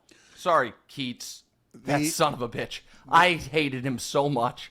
Oh my goodness gracious. And people are like, oh, Nick, you're punching down. No. It will never feel like punching down. It's a bad dude who's bad for my city, and now people are like local Kansas City radio host. That guy, it's like calling someone a local television host if 30 years ago they bought time overnight. Like, give me a break. Nick, what does a blood feud with you look like? Well, that one you just saw. That one I try to think I'm an intensely loyal guy. And so I will, even at times to my own detriment, try to back my people. But if you're not that, and I also think like you hit the trifecta of being a bad person, being dishonest, and the thing that's, worse than all those, totally and wholly untalented, I just never let it go. We've been looking for the sound, and we have not found the sound on Patrick Mahomes, but we have found this particular sound on the aforementioned awful individual, and this is just the random sound we pulled up. And now ICE is the 14th largest military in the world. I don't think by number of soldiers, and not by, obviously, the tactical weapons or vehicles or devices that they have. But their budget now, this year, their budget, $37.5 billion, is the 14th largest military budget in the world. I love that. Let's go, ICE. Get her. Yeah, this guy. Because, listen, let me tell you something. When you live in the most landlocked state, the furthest thing from a border state imaginable, Kansas, your top priority is immigrations and customs enforcement. There's not an international airport to be seen, and you're surrounded on all sides. But that's the priority of the day. I sent the podcast just as a whole to one of our producers. I'm like, get the fat clip. And he sends me, he's like, buddy, I think we got bigger problems than the fat clip. No, I'm telling you, the worst. The absolute worst. And I wish I could find it. Maybe I can. Hold on. Let me see if it's back here. Wait a second. What's he looking for? Yeah, don't worry. I did the thing where you push back with a rolling I love that. chair. That's super fun. Love pushing back. I have in here somewhere, but I can't find it. You I can apologize. find it. Go. We can hear you looking for it. No, because it might not be in here. Well, go find it. Go ahead and look for it. We'll just put it on the poll at Le Batard Show. Nick, do you love pushing? I might have to walk out of the room That's for a fine. second. That's fine. Do you care? Okay, I'll be right do back. you love pushing back on a rolling chair at Le Batard Show? Chris, please push the sound for Billy. He's giggling behind you in the background, and it should have a soundtrack as he does that. I mean, Nick should know this given his KC roots, but that area of the country does not shut up about this border war. Good joke at the expense of the border war in Missouri. Little Jayhawks Tigers. Wow. Huh? You like that? I'm going to come up with some fake podcasts to try to trick Nick. Kansas City and Missouri football. I'm trying to think of a rivalry. Just heard him yell. You heard him yell from I think another. I found it. I found it. All right, sorry. Good payoff. So, here's the deal. So when I referenced that the guy said he was the Patriots and I was the Jags, that is in a way too long, like literally 12,000 word piece that was written on me that I thought was going to be like, this kid from Kansas City is making waves on the radio and gonna take down the establishment. And instead, it's this. What's wrong with Nick Wright? And it's about this kid's delusion You framed it. that he one day is going to be a media magnate when in current day, and they include in the lead as a nice little dig, he opines about his greatness from his townhouse in downtown. Like this guy doesn't even have a home yet. And he's quoted in this story basically talking about how I'm out of my mind. Now, of course, literally every single thing I said I was going to do, I've done. But I'll never get over it. But this, I have it. I framed. You'll never get over it. You framed it. It's exceptional that you framed it and didn't know exactly where it was, even though you'd framed it. You sound as winded as Mark Jackson just from rummaging around for it. Let's go ahead and play this sound of a winded Mark Jackson explaining. This was right after the Knicks had signed Mike Brown, and Mark Jackson isn't happy about it because he was also qualified. And the way that he was qualified is that he had the best shooting backcourt of all time and never got out of the second round, and then it immediately became a dynasty and won several championships. To whom it may concern, blessings. You're more than qualified. Your resume says you're more than qualified. Your body of work says you're more than qualified. So it's easy to get depressed. It's easy to get discouraged. It's easy to get down. It's easy to have doubt and start questioning. I don't know who I'm talking to. Even prayed about it, asked about it, and it didn't happen. Well, it didn't happen for a reason. The worst place to be in this world is outside the will of God. Don't miss your shout. What's yours is yours. Stay ready so you don't have to get ready. That's enough to run on. I gotta go. Blessings. Put it on the poll, please, at Le Batard Show. The worst place to be in the world, outside of God's will or inside of James Dolan's will? Nick, what are your thoughts there? My first thought is that's a bad poll question. I would. I am a guest here, and you guys have been putting absurd things without context on the poll for 20 years. I still might reconsider that one before I hit send. I just the thought. I'm ready to vote. I do think that it's pretty clear that Mark Jackson is not judged purely on his basketball reference coaching page. Now, maybe he shouldn't be. Like I know there are some people that absolutely swear by Mark Jackson and love him, and I know there are some people within the Warriors that feel like there was a lot of behind-the-scenes stuff that was really, really unpleasant. But he, I'm sure, doesn't feel that way, and I understand why. I mean, you're saying he never got out of the second round with Steph and Clay. Yes, that's true. I also think Steph and Clay weren't the fully formed versions of themselves. They were playing David Lee. It's not like Steve Kerr had this brilliant epiphany about Draymond. It was more David Lee got hurt, Steph got better. Steve Kerr also, by the way, is one of the 10 greatest coaches of all time. So that probably, is maybe an unfair standard to judge him against. And I understand the frustration when he sees certain guys get job after job after job. I do understand that, but I don't think for Mark Jackson, I think blackballed is too strong, but I do think he's not getting it seems like the NBA has decided he's not getting another job. He doesn't sound like a guy who spent any time thinking, what did I do wrong to not get another interview? Why would he? Well, maybe he doesn't think he did anything. Why would he think Clearly. it's wrong? He's deeply religious, and he said homophobic things, and he wouldn't have wanted a gay player in the locker room, and it probably has more to do with why it is he hasn't been hired since than his coaching resume. So so here's the thing, Dan, and this is, this is unfortunate, but I think it's probably reality.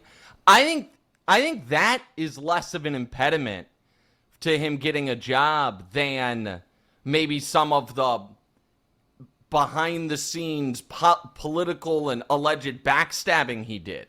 I think people maybe would look past that if they weren't, if there weren't people worried that if I bring this guy into my org, and again, I'm not a reporter, somebody get Pablo on it. I don't know if this is true or not, but a lot of the stuff that was, alleged about how he acted behind the scenes, I think people in positions of power are like, well, I don't want to be on the other end of that. And like that to me is probably a big piece of it. We have less than 10 minutes left, and it's not enough time given that Nick Wright is about as big a supporter in the media as LeBron James has. This is truth teller. But just Ra's al Ghul for the world's LeBron James discourse, just bringing balance in a world wildly and insanely out of balance. You're a bettor, so you have to bet on what's more probable: LeBron finishing next year as a Laker or not as a Laker. Oh, more probably. If you offered me even money, I'd bet LeBron finishing next year as a Laker. But I am enraged at the LeBron James discourse because and by the way, it's a lot of people that I actually really like and respect that are, here's been the timeline of it. 2 months ago, this is going to be the wildest offseason in NBA history. Shams. Buckle up, everybody. Get ready. Offseason starts. Durant gets traded. That's cool. More on that in a moment, but we all knew that was coming. Since then, the only thing of note is Norman Powell, you guys stealing him away. And credit to you guys, Norman Powell's a nice player. Also, it is not lost on me that the only moment in anyone's life where they've actually spent real time pretending to care about Norman Powell was when they were like, won't someone think of Norman Powell in the 4 minutes in the All-Star game he could have gotten if LeBron would have just told him he wasn't going to play? Somebody think of Norman Powell. But I digress.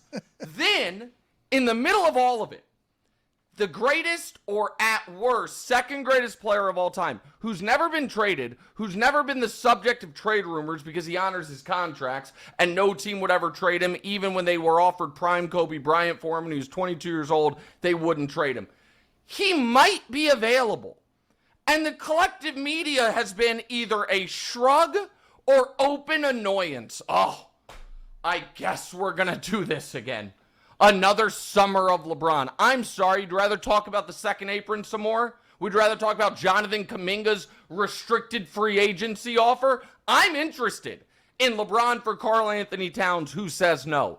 I'm interested in, are the Lakers being derelict of responsibility by allegedly prioritizing cap space in 2 years when when they have Luka Doncic and LeBron James on their team. And now back to the Durant thing, because everyone's response has been, well, it's a 40-year-old LeBron James. Last year, if you were not named Joker, Shea, Giannis, Tatum, Donovan Mitchell, you finished behind LeBron James in MVP voting and in first-team All-NBA voting. He was, by the voters, of which I'm not one, the 6th most valuable and the 6th best player in the league last year.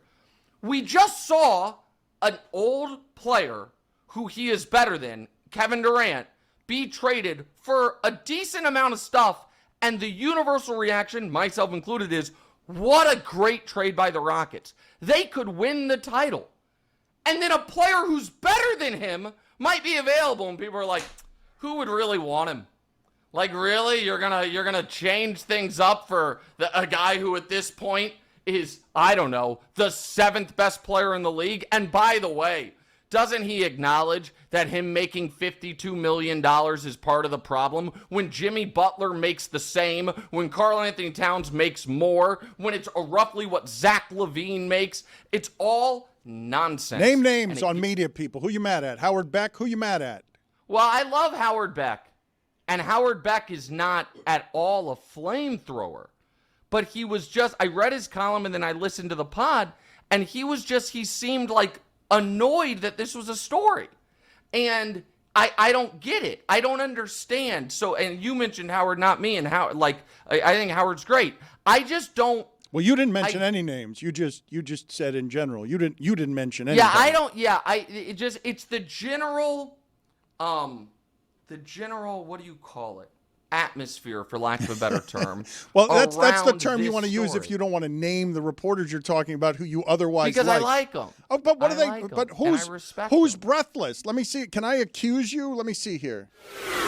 Straw man. If you don't name names, then it becomes a straw man. If you're just saying they say or many people are saying, like it's. Well, see, now listen. I know what you're trying. You're trying to bait me into a viral clip or an awful announcing piece, and you know what? It worked. Your guy Simmons. I mean, Bill. How many? I gotta listen to more about how Go listen, on. yes, LeBron James is good. But at this point, every time he does a pod, he goes from 13th to 15th to 17th best player. We just saw a season that you can't if LeBron's making $52 million, you can't win a title. In what world? In what world is the 6th or 7th best player alive being the 13th highest paid player an impediment to winning? And and again, if your belief system purely was that, well, it's just at that age, except you worship at the altar of Steph Curry, who LeBron James is better than in the Olympics, in the regular season, right now, Kevin Durant, who LeBron James is better than. Like, what are we talking about? Like, just, again, I am just trying to be fair. That's all I ask for anybody. Just be fair. And when Bron does something that I think is wrong or it doesn't play well or takes a shot at Wendy, which I thought was unnecessary and misguided, I will say it. And when everyone, for the 15th straight year, ever since the decision, anniversary yesterday, by the way, all of us probably made some good money off the tied that raise, none more so than every single person in that room, then, acts like he's an annoyance, I think is outrageous. That's all. Nick, I will say, like, you asked what world does all of those things that LeBron has done this year does not win a championship? This world, right? They got clapped by the Wolves. No, hold on. I did not say that LeBron James in and of himself guarantees you a championship. What I am saying is this. Jimmy Butler, who is in any metric an inferior player by eye test, stat, and availability to LeBron James, comes available, the Warriors trade for him, and we're like, oh my God, can they win the championship now? Kevin Durant, who is less available and by any metric, slightly, but an inferior player still to LeBron James, gets traded to the Houston Rockets, and we're like, they might win the championship. If Steph Curry were potentially 5% available, everyone would be like, oh my God, and he makes $10 million more than LeBron, and his team was below 500 before they traded for Jimmy. But yes, got clapped by the Wolves. Can you imagine thinking you're a championship contender and losing to the Wolves in 5 games, just like the Golden State Warriors did? So I'm just asking for an air of consistency. That's all. Well, but Nick, isn't the part that people are annoyed with is the behavior is so passive aggressive? That's what it is. It's like we're trying to decipher code here to figure out what LeBron actually wants. Really? Zaz, I'll be honest. What do you think he wants? I bet you can say it immediately because it's not hard to understand. Either try to win right now or move or trade me. Where's the code? It wasn't passive aggressive, and it wasn't in code, and it wasn't in hieroglyphics. It was very simple. You guys seem focused on the future. I'm going into year 23. I'm 40. My son is on the team. I'm that old. So, as the great Marlo Stanfield once said, do it or don't. But I got places to be. I mean, the statement that Rich Paul put out, I don't know. It didn't look real clear. Well, but it's as strong as it can be under the circumstances if you're opting in. Zaz, I'm not trying to be combative. Was there any interpretation to that statement other than the one that I just said? I would like you to be aggressive to win now, and if you're not going to be, we should reevaluate our relationship. Isn't that the universal reading of it? Or was there another one I didn't see? Well, but what are you expecting them to do if you're LeBron there? Oh, I don't know. What Not move is piss out off there Dorian. that... How about this? Not have Dorian Finney-Smith on the team, who Luka adores and is useful in today's league. Do a whisper campaign around the league about his medicals to try to tear down his value. Have him then leave for Houston, and you then leak to your media people, we were fine with it because we want cap space open in 2027. And then Dorian Finney-Smith's contract comes out, and it's like, oh, it's a team option in the summer of 2027. How about that? How about not have the entirety of the good general managing moves you've made in the last decade be LeBron calls and you answer, LeBron calls Anthony Davis and puts you on the phone, and Nico Harrison makes the single worst trade in league history? How about that? It's not a lot. So why not just opt out if you're LeBron? Opt out. That's the common easy thing to say. Why not opt out? And the answer is because there is a obvious problem with opting out right now, which is if you want max money, Brooklyn's the only one that can get it. Now you can say, no, you've made $1 billion. Take the league minimum, which, by the way, for the vast majority of contenders, all they could offer you is the literal league minimum or something very close to it. You know as well as everyone in that room, if LeBron James had opted out and taken the minimum to sign with Denver or wherever, universal fake ring. Oh, give me a break. Yeah, stacking the deck. Another LeBron James con job, and unfair to the other players. Now there's an expectation. There was no scenario. Oh, Nick, so LeBron, why not opt out, take less to give the Lakers more flexibility? Again, that's not a thing that existed. If LeBron took his salary from $52 million to $15 million, you know how many dollars in cap space that opens for the Lakers? 0. So again, this is my frustration. Finish the thought, somebody. Opt out, take the minimum, sign with who? Fine. If anybody that acts like, had he done that, it would have been like, wow, good for LeBron. Selfless, cares about winning. When the entire narrative would have been stacking the deck, fake ring, all this. We all know it. And the other piece of this, nobody's ever done that. Hey, LeBron, we would like you when you just were 6th in MVP voting and you already make less money than Karl Anthony Towns to make even less. No one in the history of the league has ever done anything similar to it. Nick, Dirk took less. Dirk was 11 points per game. There was 7 in his final year. It's not the same. Kobe didn't take less, and Kobe was on a 30-win team. But again, I don't think he gets killed if he goes to Cleveland or New York. I don't think he gets killed if he goes to either one of those two. If he goes there on the minimum, there is... Cleveland on the minimum to close the story. Cleveland, we got to go. Let's play our game here. We're going to pick this up. He's always ready to talk about LeBron, but let's just play a game with him real quick as we punctuate this segment. Cleveland, we've got new intro. Thank you for finally acknowledging something. Maybe Cleveland, but let's play the intro music, please. Listen up. Time to think fast. Is this a real or fake podcast?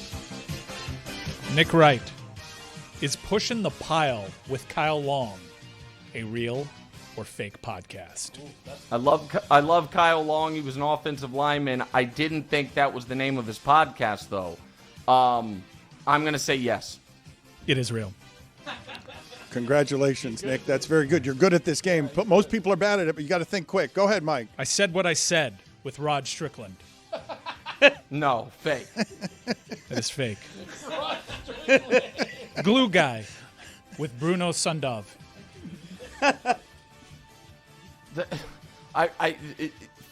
Real. Why do you have to think about that one? That one's fake. Bruno Sundov does not host a podcast called Glue Guy. I don't know who Bruno Sundov is. I thought he was a member of the 2-time defending Stanley Cup champion Florida Panthers. Former Maverick. Make No Mistake with Kenny Anderson. Make no mistake with Kenny Anderson. Fake. That is fake. Say It With Your Chest, featuring John Henderson and Albert Hainsworth. Albert Hainsworth? And John Henderson? Teammates in Tennessee. You know what? Real. That one's fake. Better recognize with Calbert Chaney. No, that's fake. Let Me Cook with Brian Cook. Come on. No, that's fake. That's clearly Dalvin. No, it's a Cook. real podcast, but it's not hosted by Brian Cook. It Well, should be, though. then it's fake. Then I was right. Our thanks to Nick Wright. He's always right. The host of What's Right with Nick Wright and FS1's First Things First. You can watch him on First Things First weekdays at 3 p.m. Eastern on FS1. Good seeing you, sir. Always good catching up. Thank you.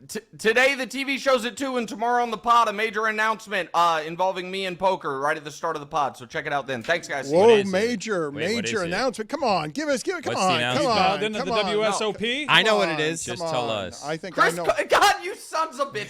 This is rude. See you guys. All right, see you later.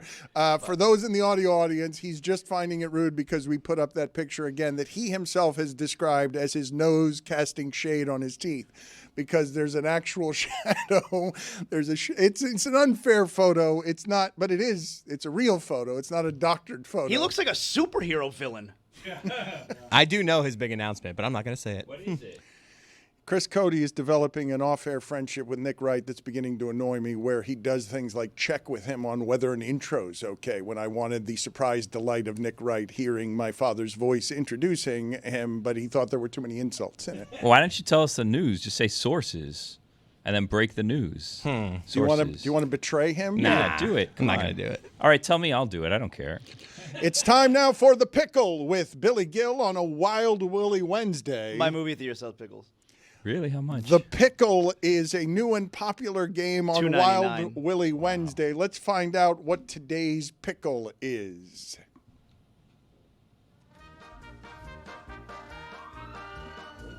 All right. Hi, guys. It's me, Billy. Hey, Billy. Hello, Billy. So I have a question for you. I was in a pickle the other day. So I was driving down the street, and I saw walking on the street a former sort of coworker on the street. I was driving a sort of former coworker, because they weren't actually coworkers. They just worked in the same building as us, but we had different employers in the same building. But I was friends with this person at the time. It wasn't like a breakup. I think we're still friends. But the point is the person did not work with us, but we would interact with this person every day. So I consider the person a friend, but saying as a coworker would be too much because the person didn't work with us. So is this a game of friend or coworker, or is it pickle? No, this is the pickle. Do you say hello? It sounds like fuck. Do you say hello to... Well, so the person is there waiting across the street. I'm waiting at the light, waiting to turn. Do I say hello to this person or not? Because the person doesn't see me. I'm just in my car. And again, not a coworker, worked in the same building, but not the same employer. You mentioned all of that. Is it Ron St. John? This feels like a good spot where you can say hello and you don't have to do a stop and chat. So, like, you get credit for saying hello without having But then what do you do? Do you stop and say hello, and then if you get the lead light, you wait, and then the people behind you get mad, or what do you do? I think it's a double honk. A honk. Hey! Besito! Wait, is it Ron St. John? No, was it Ron San Juan from Mexico? Is he still with us? Whoa, Ron? I Dan. think so. It was I know just a Gary question. Blau isn't. What? No. It's just a question. I think that is a honk, a light honk, and at a very least a point situation. That's a Okay. That's Gotta throw a one, That's point. one index finger, Dave but Corey? and probably with a honk. Now let me give you a one-up. This person was wearing AirPods at the time. So now it's kind of like, was this person even going to hear me if I do this? Because I could very easily just keep driving, get away, no one would know. Ever. Was it Laz, the IT director? No, it wasn't Laz. I had a situation like this in Vegas. This is going to take a dark turn here, unfortunately, but it is something that I remember with a decent amount of guilt. I was in Vegas and saw a friend of mine at a nearby table that I knew from college and hadn't seen in about 15 years, but I didn't want to catch up. And so I just kept moving. And then, no lie, 5 months later, hit by a bus. Like actually hit. God. Yes, actually hit and killed by a bus. Lucky you. You never had to be in that situation again. Lucky me. Yeah, That's that's what you were exactly thinking, what I was probably. thinking. It's what I'm still thinking. Well, you said you didn't want to talk to them. Now you don't have to. Do you regret not talking to them? Yes. You yeah. do? Yeah. Well, I'm bringing it up because I don't know. I don't know about that. I don't know about well, that. it Was it didn't- Ron St. John? I think he didn't thought sound- it was not It going to didn't happen again. sound like from my laughter, like I regretted that. But the reason that I You brought seem up, pretty broken up about well, it. but the reason I brought it up is because I still carry the guilt of all of that story that I'm telling you. That if I had to do it over again, I would indeed do it differently. You're not giving off much guilt. I gotta could be tell honest you with felt guilty, especially when you were giggling. Yeah. And then he died. A bus. That is what Snicker. that is what Samson did yesterday when he was telling us when he was reviewing that movie. I thought it was just a perfect dismount of the mayor of Toronto who was smoking crack because he just ended by telling the story, and then he died of cancer. Scene. I think Ron St. John's still alive. Good. Hopefully he stays out of Who was the Buster's coworker? ways. Because I would say hello. I rolled down the window. I go, Wally! This is Wally from the Cleveland. Perfect. Bears. Oh, the Cleveland. Yeah. That's perfect. It was Wally from the guy. I go, Wally! And then he looked around. I was like, I don't know if he heard me because it's loud. And then I noticed the AirPods. He's like, yo, Billy, how's it going? I'm like, great. How are you, man? He's like, oh, I'm living the dream. And I was like, all right, man. So you I had a gotta full go. conversation with the guy. Yeah, Perfect. wave. I'm stop like, and chat. Wally! And then I had to go. I wish it could have gone longer. Then I said, you know what? I'm going to text him after, and I haven't yet. So I'm going to put that down on my to-do list for today. Text Wally, catch up. I've got to be honest. That's an almost perfect scenario for seeing someone that you don't want to see. I wanted to talk to him, but I didn't have the time. I liked Wally. Again, Wally! that was not a game of pickle. That was a game of friend or coworker. Chris Cody, would you be kind enough, please, to put the finishing touches on that new wheel of issues that Meadowlark has had built for Jessica, because Jessica is appearing here on Wednesdays, and I want to make sure that we've got the wheel ready for when it is that she arrives. Can we play also the Boost Mobile hotline recordings that we have? The telephone number is 305-486-GOTS. GOTS is 4689. So the telephone number, if you have any thoughts, hot takes that can be provided to you by Boost Mobile, 305-486-4689. Here's the latest installment from Boost Mobile. The Boost Mobile Boldest Take is presented by Boost Mobile, the newest 5G network in the country. First time, last time. My hottest take is that if Jeremy's dream vacation is to go to Pittsburgh, he needs better dreams. Limited Marge Simpson. Homie. Hi, first time, long time. Why isn't anybody talking about how Bill Zito has done more in Miami in the last 5 years than Pat Riley has ever done in 30? I'll hang up and listen. Alexander Madison. My name is Alexander Madison. Oh, hi there. First time, long time. This is Dan from Rochester on a mobile. My hot take is that the worst thing that you could ask anyone to do is to help you move. Just hire movers. I'll hang up and listen. Hey, this is Bobby on a mobile, Kansas City area. My boldest take is that corn dogs are a poor man's version of the beef Wellington. I'll hang up and listen. Hey, this is Cletus in the bar. I was just wondering if y'all noticed all these body spray commercials on the TV. When did women start stinking? I don't know. I'll just hang up and listen. A truly terrible batch of calls. Put it on the poll at Le Batard Show. Is the worst thing you can do to a friend asking them to help you move at Le Batard Show? Can you, before we spin Jessica's newly minted Wheel of Issues, Zaz, can you please set up for the audience? You created a great stir yesterday with your parenting conundrum. I'd like to present it to Jessica. Where are you on your 16-year-old informing you that he was leaving the state to go to a UFC fight? He had already bought his tickets, bought his plane ticket, and was just going without asking permission. He was just informing you. Yeah, so I'm not doing shtick here, all right? I'm being serious. And we discussed it yesterday. Everyone seems to be adamantly against me and my wife allowing this.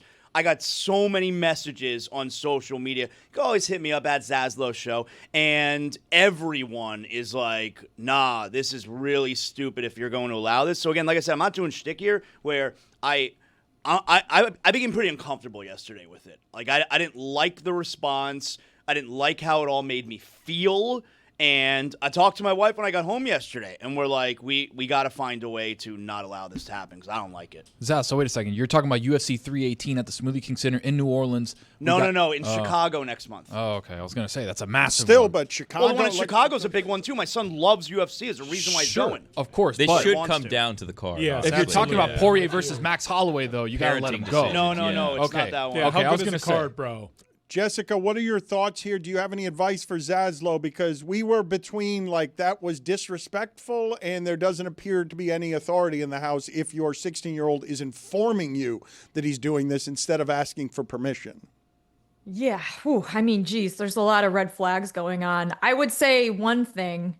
My parents would never, ever, ever let me get on a flight out of state. I would never even have an access to a credit card where I could book a flight out of state to do anything without getting their express written consent. So that's where I would maybe side with this. Tony, it's Duplessis versus Shemaiah. Oh, that's a massive one, too. No, you got to let him go. Yeah. Hamza massive. Hamza versus... You don't get it. I'm not talking to you. My son loves all the Arab fighters. Hamzat, he's from Russia, but yes. Hamzat versus DDP is a massive fight. We're going to spiel. They can get confusing sometimes. We're gonna Would you feel better or worse about it if you sent Tony with him? I know I'd feel better about it. Yep. Absolutely. As an adult, like my little cousin, dude. Let's go. I feel wouldn't better. Put money on Hamzat. I wouldn't feel better about that. I wouldn't feel a great What's that deal. supposed to mean? As long as it's not a lens, he's in good hands. Would you feel worse? I would feel about the same if I was if I was sending Tony, him. you want to go? Dude, I might. If Tony were around, I would not put my teenage son in the company. What are you guys laughing about back there? A lot. All right, you're not going to share any of it? Loves the Arabs. Yes. I mean, they're right on the border. You know, it's the whole continent. All right, It's so the around wheel of issues, I'm just going to inform Jessica and the rest of you what's on the wheel of issues, and Jessica will tell me what it's landed on, okay? We've got the following on the wheel of issues. We've got Joe Burrow's Batmobile plans. They have changed. Scott Frost is now at UCF again. He said the Nebraska job. What did he learn? Don't take the wrong job. Asia Wilson has injured her wrist. The news from yesterday that you no longer have to take your shoes off at the airport. The surprise at Red Bull where the team principal is out. And then the thing we were talking about earlier today where do you call a balk on a pitcher who was startled by a lightning strike? Let's go ahead and spin the wheel of issues and see what it is that it lands on. That's new writing. I can't see it from here. Jessica, what did it land on there? Oh, well, I landed on the Batmobile, Dan. Joe Burrow bought what? What was it? One of 6 of the Batmobiles used in one of the Batman franchise movies? Well, what happened is Joe Burrow told us he was going to buy one of the Batmobiles during Hard Knocks last year. And then, according to the new Netflix show Quarterbacks, he said since his home invasion, he's now decided to change his plans. He will not be getting a Batmobile, which, to be honest with you, this is a real bummer of a story because I kind of wanted to see Joe Burrow driving a Batmobile. He was going to buy the one that looks like a tank from Dark Knight.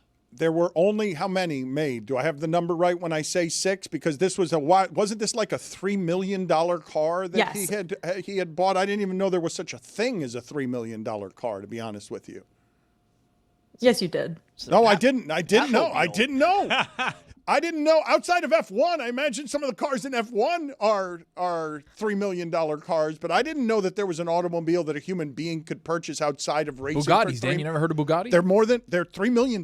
Yeah. Okay. Sorry, Tony. I didn't. You just hand him your card and someone else figures it out. Exactly right. Outside of Put it my on the pay card. range. Sorry. Did not know. Black card.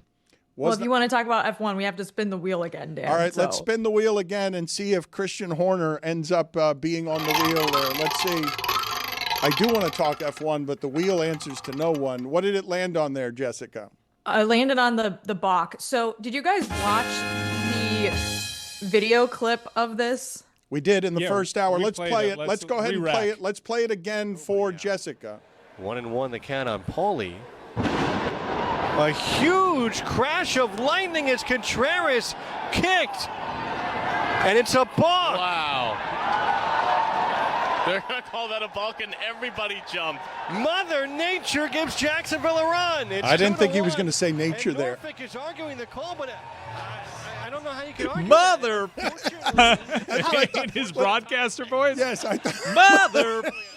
How do the broadcasters say, I don't know how you can argue with it? I love that Contreras immediately put up his hands like someone who was being held up at gunpoint. Like he's sort of pointing to the umpire. Come on, that's lightning. You can't call a balk on me there. What are your thoughts there, Jessica?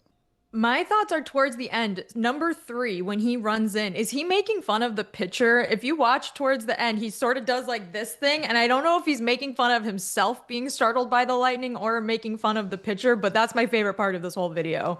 The pitcher backing off of the mound like I have done nothing wrong. My hands are up. I am not armed. Right here, he's like, wait for it. Ah! Yes. I think he's kind of saying there, I did that too. Everybody did. The guy in the batter's box tried to play it all cool. He was really scared, and then he was like, "There's a balk, right?"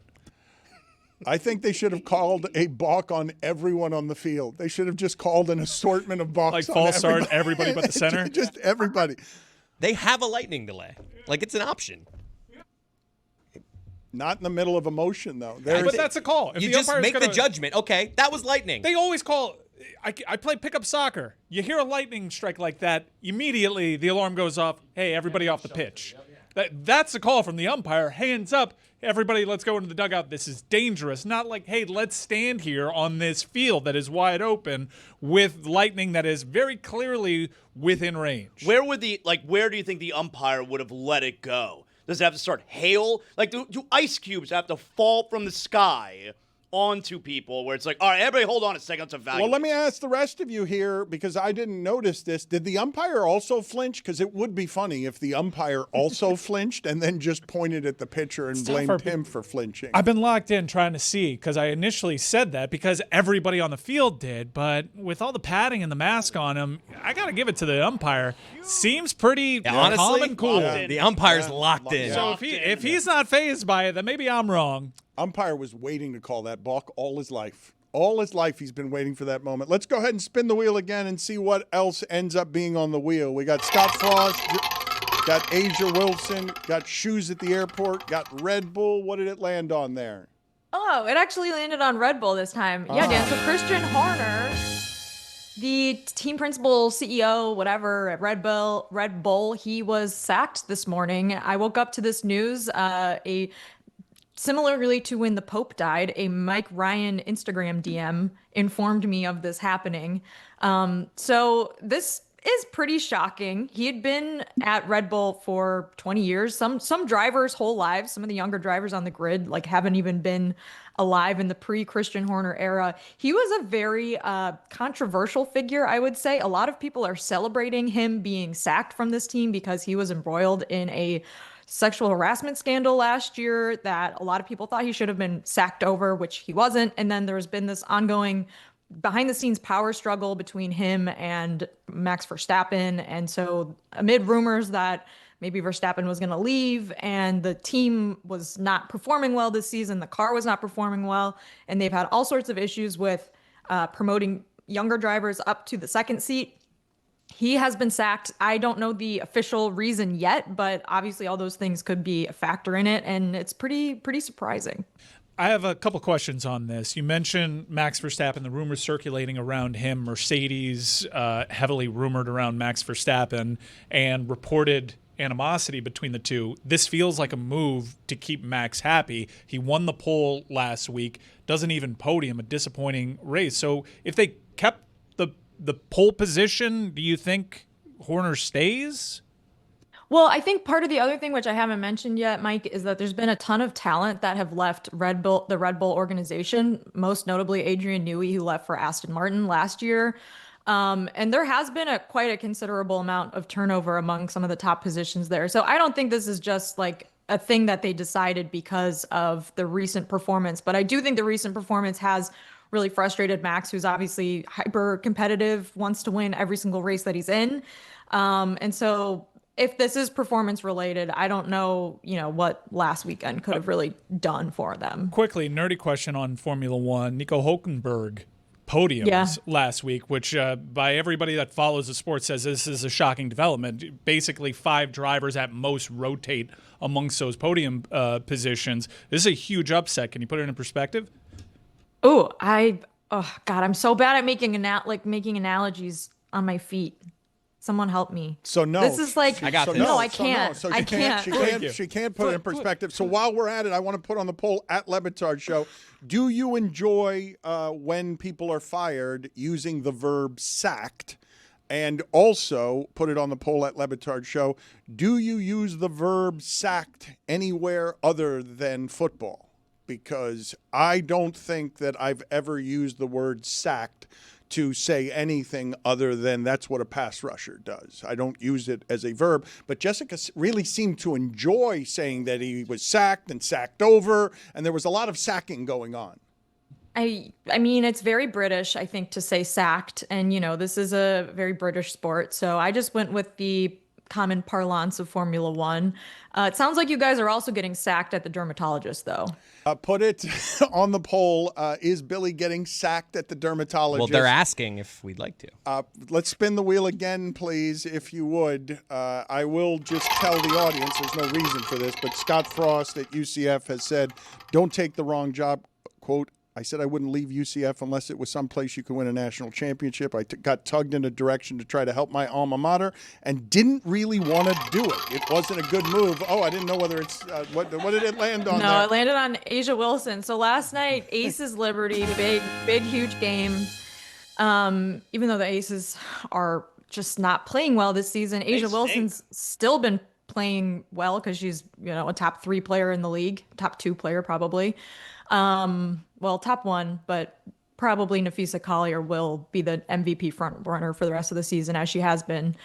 Anyways, she went down pretty hard, fell on both of her wrists, exited the game, was in tears. Well, she came back and shot her free throws, which was pretty awesome, but then left, went into the locker room. She looked like she was really upset. They're doing an MRI on her wrist. This is a pretty big deal. This is a team that, probably would still be in the playoffs, even despite their struggles and some of the shooting struggles they've had, especially at the guard position. But and also at the 5.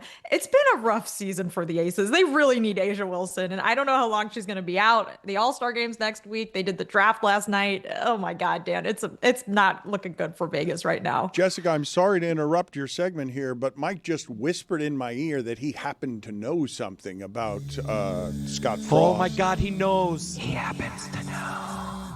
Come, everyone, come and listen. Happens to know. He happens to know. Well informed. I think Jess also happens to know. There are a lot of people that happen to know what exactly happened at Nebraska for Scott Frost. And for Scott Frost. To know? Great Scott, he happens to know. He happens to know. Gather, everyone. Get the children. He happens to know. So wise. For Scott Frost to give that quote, I don't know if it's a pep rally and he's just feeding the UCF lore that's around him. For him to say anything about what happened at Nebraska is wild. A lot of people protecting Scott Frost there. It was a pretty open secret how unprofessional he was. Really? Yeah. I happen to know that when you spin the wheel and it lands on a topic, you're supposed to talk about that topic. And we spun the wheel and it didn't land on Scott Frost. I'm sorry. Yeah, look, don't put this on me. Dan was the person that said I whispered in his ear. You know why I whispered in his ear? Because I was respecting the wheel and not saying it over the air. Let's spin it again. Let's see if it turns up Scott Frost or not. It's nice that you happen to know. What did it land on there, Jessica? So, did you guys know you don't have to take off your shoes at the airport anymore? Well, it landed on TSA, Dan. Sorry. Well, Jess, no, because I have TSA pre-check to avoid that inconvenience. And others. My wife takes an extra pair of socks to the airport because they generally force us to do that stuff. Dan, how do you not have pre-check? She does not like. I do now have pre-check, but because of this is the reason that we ended up getting pre-check, because of how disgusted she is by the airport in general. But you guys realize that. What's the extra pair of socks for? Like her socks get dirty from touching the floor, and then she changes socks? Yes, she doesn't like airport floors. But I remember, do you guys remember where and how this rule got instituted? Because after 9/11, they were doing all sorts of ridiculous security stuff that made the lines 3 and 4 hours, and then someone ended up on an airplane and got arrested because they were trying to light their shoe, which had a bomb in it, and they couldn't successfully do it, but they'd gotten the bomb on the plane, and they'd gotten the shoe on the plane, and then they changed the rule, and this is why it's the illusion of safety. They're like, okay, everybody take your shoes off now, and there haven't been any shoe bombs since then, so in 20 years, they've now changed the rule.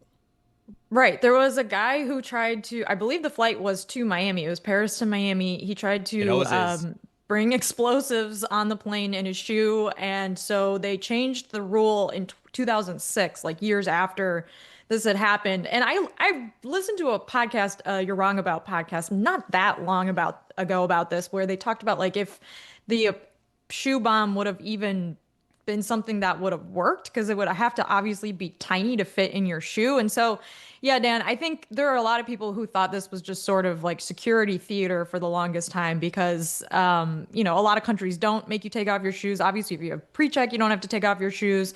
If you wear your shoes and you go through those scanners, like wouldn't those scanners detect any sort of, things hidden in your shoes? I don't really know the ins and outs of it, but this sort of happened just very quietly, like 3 days ago, where I guess Homeland Security was like, hey, you guys don't have to do that anymore. Okay, sure. I want a new perk, like for TSA pre. Like I want a new perk because at first it was like the line's not as long, but now the line is just as long because anyone could get TSA pre. Virtually anyone could get TSA pre. So the line is not all that much faster. But then it was like, well, I still don't have to take off my shoes. What is our only perk now? Yeah, what's my perk? The laptop staying in the bag. Yeah, but I take a laptop and an iPad, so I have to take one out anyways. And Billy, the other perk, according to pre-check people, which I am a part of, and I don't necessarily agree that this is a perk anymore, is that the pre-check line tends to move faster because people tend to be frequent travelers. So if you're in the non-pre-check line, maybe it's someone who's flown like once in the last 6 years versus pre-check. It's probably like a seasoned traveler who's like, just going through there. They know what they're, I was going to say whipping off their shoes, but you don't have to whip off your shoes, obviously. But yeah, they know what they're doing. But I don't necessarily think that that's true. The main perk is just feeling better than the other people. Yeah, you don't have to be in line with all the pores. You just feel superior. Did Tom Segura and his wife, the Pores, are they the ones who popularized that phrase by getting it's one of the things that hurt. I believe Tom it was Segura. Marie Antoinette, Dan. So the Pores have been around for a long time. The Pores have been around since there was Christina money. P. and Yes, Tom Segura, yes, yeah. Yeah, but most recently, Segura has gotten into trouble. Bezos has also said the Pores a lot. Has he? Yeah, he has to. Yeah, privately for sure. Wait, I don't think. What are we doing? Come on. Put it on the poll at Le Batard Show. Does Bezos in private refer to everyone as the Pores? Everyone else as the Pores. Jessica, I'm sorry. It was a great maiden voyage for the wheel, but we're out of time, so we can't get to the Scott Frost one. It doesn't appear like that one came Next up week. this time. Yeah, but it'll be on the wheel next week, I suppose. Okay, well, I'll be back. Sounds good. Thank you. Good seeing you. Appreciate the time. Mike, why are you? What's happening? No, back there? don't you betray that confidence. I was miming over to my friend over here, Tony, as what Scott Frost was doing over at Nebraska. I'm pretty. Okay, so that's all the information you're going to give us on Happen to Know? I'm one of the people that are protecting Scott Frost from himself over there because everyone that covers college football knows what happened pretty much at Nebraska and the fact that it wasn't necessarily the most professional experience. So for him to impart from on high some sort of wisdom as if, here's what I learned, I just took the wrong job. Maybe have some ownership of what went wrong there. You took a job at your alma mater, a dream job, and you said you failed there because they weren't built to win a national championship. A little accountability. I can understand if you said that and you did all the right things. By all accounts, the people that were in and around that program and people that do a very good job of covering the sport, you didn't necessarily approach it the right way to have success over there. So just a crazy thing for him to say. Why bring attention to it? Because we continue holding the secret for you, pal, if you don't. Oh, my God, he knows. Look, I'm a college football expert. Maybe you forgot, all right? I travel with ESPN Radio, college football tailgate. I don't know what you're talking about. I don't know about this Scott Frost situation. I'd like to know. You just started doing that beat. Hang around the beat for a little bit longer. Wow. Show you the ropes, kid. I'm going to read it to you again from Scott Frost on what he learned from Nebraska. quote, don't take the wrong job. I said I wouldn't leave UCF unless it was someplace you could win a national championship. I got tugged in a direction to try to help my alma mater and didn't really want to do it. It wasn't a good move. I'm lucky to get back to a place where I was a lot happier. Watch what happens. I think there's going to be a lot of people around that Nebraska program. He may have coverage because he was a legend for the program over there and did well by them. But if you're going to start pointing the finger at other people over there, a lot of people that kind of covered up for you and protected you and decided, hey, we're just going to move on. This doesn't work. You can go back to UCF, whatever. They're going to start talking. It was one of the biggest disasters anywhere in college football, and he was a lot happier at UCF, at least in part, because they didn't lose very much at UCF, and they did a ton of losing at Nebraska, and he came off of an undefeated season in which they could have or should have won the national championship, and he goes to a program where they were a laughingstock the entire time that he was there. Speaking of laughingstocks, Tony. You want me to answer to that? Our Tony? We have some UFC updates. Zazzle's kid's going. Great Loves card. the Arab Yeah, fighters. great card. Only if you're allowed to take him, it sounds. I mean, again, I'll take him. Uncle Tony, I'll take him over there. We'll have fun. The laughingstock thing that I am bringing up is only because I'm going to play for the audience something that happened. Tony went to Las Vegas for the last UFC fight. What he is doing with those MMA hangouts on Saturday is great. A lot of people are following what he and Lewis and others for us are doing whenever there's a UFC card. But he promised us that he was going to spar with a former champion, Brad Tavares, and that never materialized. And Tony came back here and said, this is the reason that it never materialized. I finished hitting those kicks, right? We finished the round. I'm obviously a little tired, but I think I won the round. All of a sudden, I see Brad pick up his stuff, and he left. No, I can't he believe was you're not, doing this. He was not.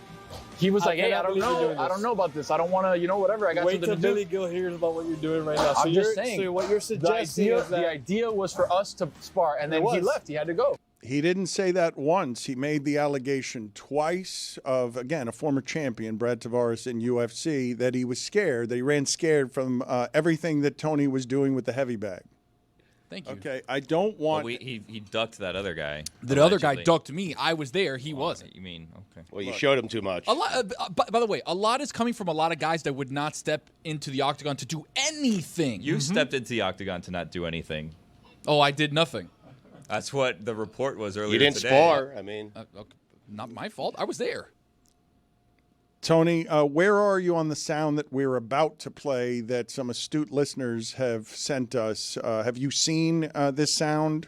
I was on a boat in the weekend. I was in the Keys all weekend, enjoying great time with my family. As we were getting off the boat, I was sent particular messages from Reddit that I never check, and I saw that Justin on his show, Still Friends, had Brad on, and there was something had happened. I didn't watch the video. I didn't really click on the link. I was on the boat. I was like, I'm good. And then I was told, hey, he said what had actually happened, and apparently this is it. Wait, so this is your first time watching this video? Yes. Bullshit. Wow, that's great. What's the point of this lie? He doesn't check Reddit. It's not a lie. I was sent. I'll show you the text. I was sent the We're video. covering up lies with more lies for no reason. I didn't watch the video. I didn't need to watch the Billy video. always supportive of all the things that Tony does. Always supports him. We with haven't yes learned the and at lesson every from turn. last week, and we're just adding more lies to this for some reason. Is the podcast really called Still Friends? Yeah, That's Still a good Friends. one. He doesn't That's a know. good He's one. never heard of it. I've been on it. He's never been on the internet before. I've been on. Who I've knows? been on the Still Friends show Could be with my anything. boy Justin. Once again, on a Wild Willie Wednesday, Billy always supportive of all the things that Tony does. I'm trying to help him. A little honesty will get you out of this mess slightly. I can swear to everything that is holy to you that I did not watch the video. So we're going to watch it together here. And Billy, as you know, if you've been listening to the show for a while, has Tony as a rival and a nemesis, and he does not try to help him, ever try to help him. And this one was embarrassing for Tony because Brad Tavares told the real story, and it didn't quite go the way that Tony said, according to Brad Tavares. Bro, he's catching the most. I was watching today's show. He's catching all the right now for not sparring you. Oh, Tony? Yeah. And you know what Tony said? What? He said Brad saw him hitting the bag. I saw him hitting the bag, and I was like, Brad bro, saw him I hitting do the bag. not wanna Coach hurt Eric, this guy. Tony turned around, and Brad was running out the door. You got a response to that, Brad? You gotta do a round two. Bro, I seen him hit in the bag, and I was like, oh, bro, I'm not trying to get arrested for homicide right now. I was like, bro, I thought this guy had at least some experience. Not the clip I wanted. Get me the second clip that is the real story of what it is that actually happened there, because Brad Tavares has a different experience with everything that Tony ended up claiming there, and there was a different accusation made.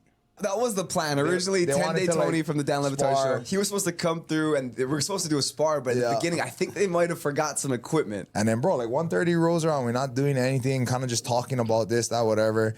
And I was like, okay, guys, let's go. And they're like, oh, no, we're waiting on a lens. And then I was like, oh, okay. And I was thinking, oh, they got to go run out to the car to get it. And then they're like, oh, we got to go run to Best Buy. I was like, Best Buy? Like, oh, hell no. And then they're like, oh, no, it's just right down the road. I was like, bro, I know where Best Buy is. We live here. I live here. I know exactly. Like, bro, you're not going to go Best Buy, look for this lens, purchase them, and be back in like 5 minutes. Yeah. No, like, there's like, oh, no, whatever. So then I was like, whatever. I was like, bro, I'll give him a little bit more time. And then, bro, it was like 1:45, 1:50. I was like, bro, I gotta leave. Like, let's go. Let's do whatever you gotta do. You guys figure it out. Just do it on the iPhone. iPhone is great nowadays. Yeah. You know what I mean? They're like, yeah, let's go. So we just ran them through 2 rounds. Do you know what an upset it is that those guys used the word bro more than you and Lewis did? See, this is what I was explaining to Justin and the guys. They're obviously Hawaiian or Cuban. There's a very close-knit, like something or other, like community between Hawaiians and Cubans. Island nation. There is? Yeah. Very much kindred spirits. Island nations. Yeah. Dan. Really? Yeah, The Rock married a Cuban. That's not what this video is about, though. Yeah, I know, but that's what he said. He said that they said bro more, and I said, yeah, there's a very kindred spirit between Hawaiians and Cubans. I put it on the poll. Are Hawaiians and Cubans kindred spirits because of their island past? Love pork. Billy, how did this news arrive at your doorstep, and what was your reaction when this news arrived at your doorstep? I wasn't surprised. To just put it as plainly as possible, I wasn't entirely surprised. I had heard rumblings before Brad told us what happened. I heard rumblings of what went on. Tony, how is it that we sent 5 people to Vegas and not only didn't get sparring done, arrived late and didn't have the proper equipment? How does that happen? Well, Dan, it's a process over results kind of situation. We had a process and things were left out of said process that I had no idea about because I don't pack the bags and do those things. I show up to do the things that I had scheduled to do. And once we are ready to do said things and I'm told, wait, no, we have to like get something. I'm like, okay, so how do I buy time with this guy who's a natural born killer and I'm standing 3 feet away from him and I'm going to have to fight him at some point. What are we going to do? So we did the workout. Coach Eric was great. Brad was great. Again, he's going to throw some shade because it is what it is. But at the end of the day, that's the Cameron podcast. That's a different podcast. That's a different podcast. You didn't hear, since you obviously didn't see the video. I didn't. That's the first time I watched it. Oh, there's more. He says you don't know anything about MMA. You've never trained in your life. I haven't. That's true. He said that you don't really know the sport. I don't. Sure. If I may seize on one thing, and not that, because you're being honest and you're eating that. Yeah. What is a lens that you need specific to record a fight? We recorded plenty of content and it looked fine, and we didn't have that specific lens for it. If there's ever a point, and this is not pointing any fingers, just in terms of making content, well, I guess we got to record it off of something. You have your cell phone. Like, get the fight. Get the stuff. What you needed a specific lens? You can't let him leave after he's been there 45 minutes without getting what it is that you need. With a specific lens, this does not add up. You get the content. The content comes before the lens. If we're putting the lens priority over the fight, what are we doing? See, the way I lead is by delegation, right? And if you're in a specific area, I'm entrusting you that you're in that area and you know what you're doing. And I'm in my area and we're all in our different areas and we're trying to make things happen. As I'm getting ready to do the thing that I'm there to do, I'm not worried about camera, phone, lens, this, that, the other. I'm just trying to get mentally ready to go fight somebody who's a killer. right. So you can see like how my mindset is somebody else is going to figure that out as I'm ready to do what I'm there to do. So no one else said like, hey, let's just shoot it on something else? Sounded like Brad said it eventually. I mean, in Tony's defense, Ozzy Osbourne wasn't checking to make sure all the cameramen had their lenses before his big concert. Tony was there to put on a show. And put on a show he did. And then what did Tony do? I would say this. Tony displayed some level of leadership in his lies, in which he said, you know what? Something was messed up here, but I'm not going to throw that person under the bus. Instead, I will make up an outrageous lie. And normally, the outrageous lies don't get back to the people that you're lying about. I knew that it was going to get back to shows. I knew it was going to get back to him, and I knew what the play was You know because what I think? I had to protect. Hold on, Billy. I had to protect the guys that I went with, and yeah, there was a mistake made, but I wasn't the one going to say, "Hey, this person did this and this person didn't do this" on a show. I'm going to try and make content around it. I'm going to try to and make sure that my people are safe. And then all of a sudden it comes out, and it is what it is. Tony's a guy that Shout out likes to make something from nothing. And I Have think to. that Tony saw this and he said, "You know what? I'm gonna make a diamond out of this situation. We did not get what we were sent there to get, but we are not going to accept fault for that. No, we'll tell a story, and that what we can get out of this is we can now get." And he was even doing this that day, a 4-part series with now multiple trips with the boys. So instead of having just the one thing, now this becomes a little tour. And then we can go to Vegas a number of times and keep doing things. Rematch. Because, exactly, you're not going to let that mistake hold you back. And I think what he didn't account for was for Brad coming out and telling the truth. Well, I figured that could play some sort of part in it. So, yeah, if a guy who is tied with Michael Bisping for the most wins in the middleweight division of UFC, if he hears, hey, this guy was ducking me, or I was ducking him, and I was hitting the bags like it was my first time, because it was my first time hitting the bags in an MMA session. You look good. Thank you. I knew that the competitive juices were going to get up, and he was going to save things. Minor penalty, 2 minutes for lying. So you're going to have to leave for lying, and the claims are that you didn't look that impressive. They were also quoted as saying that your kicks were wildly unimpressive. Let's play that sound as Tony leaves the room in great laughingstock shame. What do you think the 2-minute penalty for lying was? Was for Mike, because he said I look good. I thought that's what that was. Okay. You know what? Mike can go with you. How was I lying? I'm just telling you what happened. One quick thing. In the post-mortem, was it covered that maybe next time don't prioritize the lens? Tony, did you look at my face and just say, how was I lying? Is that something that you just said? Yes, because I'm just explaining to you what happened. The whole thing is you lying. You're explaining now Mike, after lying. Good news, the post-mortem is on Thursday, so now that could be added to the list. Yes, get out say of there, that. Tony, and play the clip. Wait, let him hear this. Play in the shame. clip about them talking I about... haven't heard it. I need to Remember, hear he's it. never been on the internet. Tony's kicks. And it was harder for the little guy because they had to partner up. And bro, he outweighed the little guy. He was way bigger than the little dude. Probably like 70 pounds, something like that. And the little dude, like when they had to, the biggest difference I think was when they had to like wrestle each other. Oh yeah. right? Shout out to Lewis. Yeah. He's taking on Tony, who's 6'4", 230. Well, He's that big. Yeah, he's big, bro. He's a big dude. So when he had to try to take him down, bro, he's using all this energy, and then when it's flipped, they both don't know what they're doing. But then the big Tony, just size-wise, easy can take him down. You know what I mean? So he didn't have to work as hard at that point. Lewis again played the wrong video there. That is not the video that I wanted. Video praising Lewis. It seems as though the video team, who may or may not have forgotten this lens, is having selective edits of the video that you're asking to play, which Where would were the implicate kicks them. that I asked for? Like, where's that video? Call I me was the big just guy. told I had 45 seconds of kick video. You remember the skinny guy Lewis when he kicked the bag? Bro, I was laughing when they was hitting the ground and pound. Because we told them, we're like, okay, this is going to be like a little active rest round, but still, when you hit the bag hard. Like, you don't need to go all out. You don't need to be hitting it the whole time, but take a breath, like, breathe, and drop like a heavy shot. And I showed them, I gave them an example. Okay, this is how you're going to hit it. Boom, boom. Like, like, I hit it, you hear the cage, like, shake, boom, boom. Bro, they were hitting it. I was like, bro, what are you doing? Literally, like, are you like trying to give this thing a shiatsu massage? Not even deep tissue, bro. Like one of those sensual massages. Like, we'll get to Juju here in a second, but one of the reasons, what happened, Tony? It's a rock and a hard place, Dan. You're trying to do something. You're trying to take care of your people at the same time. What I am excited about is that this has birthed something different now with the 4-part series of trying to go back and fight Brad eventually.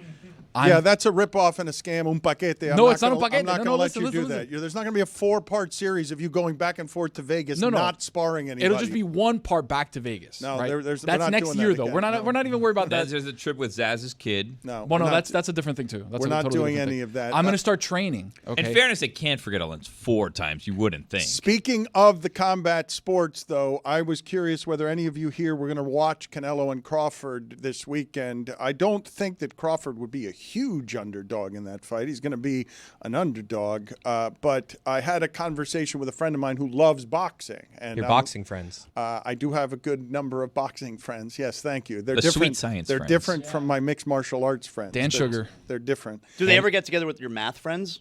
They do not. They are very different kinds of friends. Thank you for asking all of the follow-up questions. I appreciate your curiosities. Those friends told you that the fight's in September, right? The Crawford and Canelo fight, when I asked whether or not they were going to watch it, the answer was no from my friend. And then I said, it's on Netflix. And he's like, oh, yes, I'll watch that because it's free. And that's how Netflix is going to make its money on these live sports, is by doing things like that. And that's a fight that people are going to want to watch. I would bet Crawford there just for the value, because I don't think he's going to be a huge dog there, but I do think he's probably, you could look it up for me, what kind of dog he is, because he's got to be a dog. Juju at Le Batard Show here. We've got a number of things to get to with Juju, polls and other things, but I don't know whether you wanted to talk about any other WNBA things, but Asia Wilson getting hurt is the kind of news that is crushing for WNBA fans. You do not want a star of that magnitude leaving a game with an injury. Yeah, before we get to that, I just want to make sure you know that fight is not this weekend. We will not be seeing Canelo and Terrence Crawford fight this weekend. To all the listeners, September 13th. Yeah, September 13th. By the way, Canelo minus 190, Crawford plus 150. My bad. Sorry about that. Thank you, Juju. Good correction there. For But sure. I did ask this week. I shouldn't have said this weekend. For sure. And yeah, Asia Wilson, she'll be all right. You feel me? Like the Aces, they played wonderful without her yesterday. Nalissa Smith has been a great addition. They've had a down year. They haven't got what they expected to get from Jewel Lloyd at all, in my opinion, just yet. Chelsea Gray. There's a lot of stuff going on with the chemistry, you feel me, which is not necessarily a bad thing, because they also got new pieces. Nye, they got Dana shooting big tray balls. I think they'll be all right. But Asia going down, it'll just give them a little time to get themselves together before the big dog return. What do you have for us in terms of criticism today? What is it that the fans of the show are lamenting today that we did poorly? I try not to get into the poorness anymore, because after Men's Mental Health Month, I realize we giving these folks a voice on the platform. They be so mean to us a lot of time. I just like to cover. I don't know what happened over the time I was gone from the weekend, but I got a lot of DMs and a lot of messages about how they was just mad at the show for some reason, but they was cussing me out, bro. They was sending me, calling me all kind of names again, as if I'm in charge of the content around here. Salute to the fans. I love y'all, but please, we want to show our love back to y'all when we see y'all. So you can't call me N-words and all of this when the content ain't what you thought it was. I don't make the content, fellas, ladies and gentlemen, and others. Salute, though. Okay, so my guess is that you got some of the blowback off of Friday's shows. Juju did not have anything to do with Friday's show. I also don't pack the lenses. Right. I have so little to do with anything around here. Y'all, please trust that. But back to the WNBA one time. Today is one of the most magical days in the history of days in WNBA history. It's Camp Day / Kids Day. We got games going on right now. Storm versus the Sun, and coming up in a little bit. By the time they hear this, I'll already be gone. But the Fever about to play the Valkyrie, and it's the game where all the kids just take a field trip to the arena. And man, what a loud place all these arenas be. So salute to the Kids Day and Camp Day. Sounds terrible. It does. When you It'd go to be those crazy. games on camp day, when like I've done that. You stumble to a Marlins game on Oh, camp it's day. a constant Oh, buzz. so loud. Yeah. But yeah, the kids, they got to cheer on Angel Reese yesterday, putting up big numbers in Washington against the Mystics. The Mystics got a good W, a team effort. The entire team scored except Emily Inksler, the Inskinator. You feel me? But camp day, best day in history for the even the women playing. They get such a big pump out of that, man. Salute. Put it on the poll, please, at Le Batard Show. Do you hate camp day at the ballpark at Le Batard Show? What do you have for us in terms of bet updates and your betting in general, which generally results in you getting 2 out of 3 when we need 3 out of 3? Right. I feel like ESPN or whoever makes documentaries, Meadowlark, hey, let's make a documentary on. No one has ever gone 2 for 3 consecutively more than I have, bruh. Like the last Thursday Thunder again, 2 for 3. Oh, it's like, it's so crushing because I'm placing the 3 bets, and it's always that last mother trucker that gets me going. Like, salute It's to cruel. the best, though. It's cruel. What's Right. happening to you? I am now following your bets, and I'm legitimately mathematically amazed when I talk to my math friends, not my boxing friends or not my mixed martial arts friends, at the number of times that Juju will not just come close on 2 for 3, how close the third one always is. Like what's happening to you with these bets is legitimately cruel. Right, bruh. Right, it's definitely cruel. But I would like to also throw in from earlier today's show, we do like the micro bets as well, though. Like, if you out there and you taking place in these micro bets, make sure you making those micro bets with DraftKings, baby. The crown is yours. At Le Batard Show, if you want to vote on any of the polls, let's update some of the polls here. We've had a number of them while Juju has been traveling. What do we have today to get to? Yes. Do you know that your privates are okay without your dermatologist's help? 68% of the audience says yes, they do. But do you? Right. Follow it up on the poll. But do you? Just put it. But do you? Because Chris is saying he's just not inspecting anything down there. Like he needs someone's help. I don't want my doctor asking me if everything's fine down there. That just doesn't seem how that should work. Would an umpire call a balk if a meteor distracted the pitcher by hitting home plate? 91% of the audience says yes, he would still call that balk. Yeah. It feels wrong. We're all in agreement on this, right? If you flinch involuntarily because of a nearby lightning strike, we should temporarily suspend baseball rules. Who's for pro that moment? Who's pro that balk? Like who's out there arguing that? There was one person on the entire field who felt it should be a balk. It happened to be the home plate umpire. I would say on the field of Earth, on any field on Earth, it just happened to be the guy umpiring that game.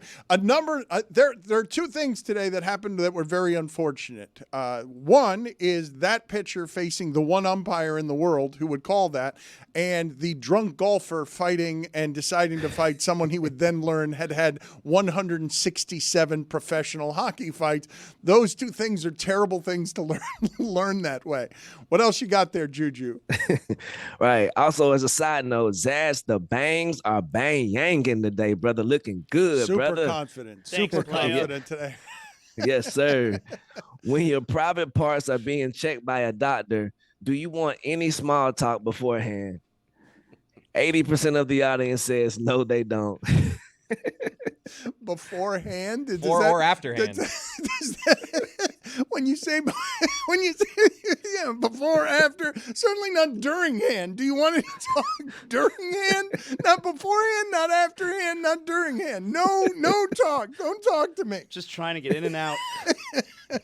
Don't even look at me, honestly. Right. Do you love pushing back in a rolling chair? I love that. 92% of the audience says yes. It's the worst thing a friend can do is ask you to help them move. 86% of the audience says yes, it is. Wow, worst thing. I mean, it's such an imposition. The worst? Pick me up from the airport's not great. Oh, that's how I Yeah. should have asked the question. What's a worse thing for your friend to ask you to do? Help you move or pick you up from the airport? Yeah, I'd rather lose your friendship than pick you up from the airport. Like, it was a good. I'll send an Uber. Yeah, especially now, right? When you can just send a stranger who's already over there. Yep, I'm here. My name's Fred, and I'm in a Dodge Caravan. Thank you. Do you use the word sacked anywhere besides football? 54% of the audience says no, they don't. 46% of the audience is using sacked routinely. Yeah, come on, get over yourselves. I mean, sometimes you get ball sacked. Yeah, true that. Last poll. Does Bezos in private refer to everyone as the pores? Come on, what are we doing? 99%. We've never had this happen before. Oh, wow. It's an early poll. Oh. But 100% of the audience says yes, he does. Thank you. And those are your polls. Thanks, Juju. Thank y'all.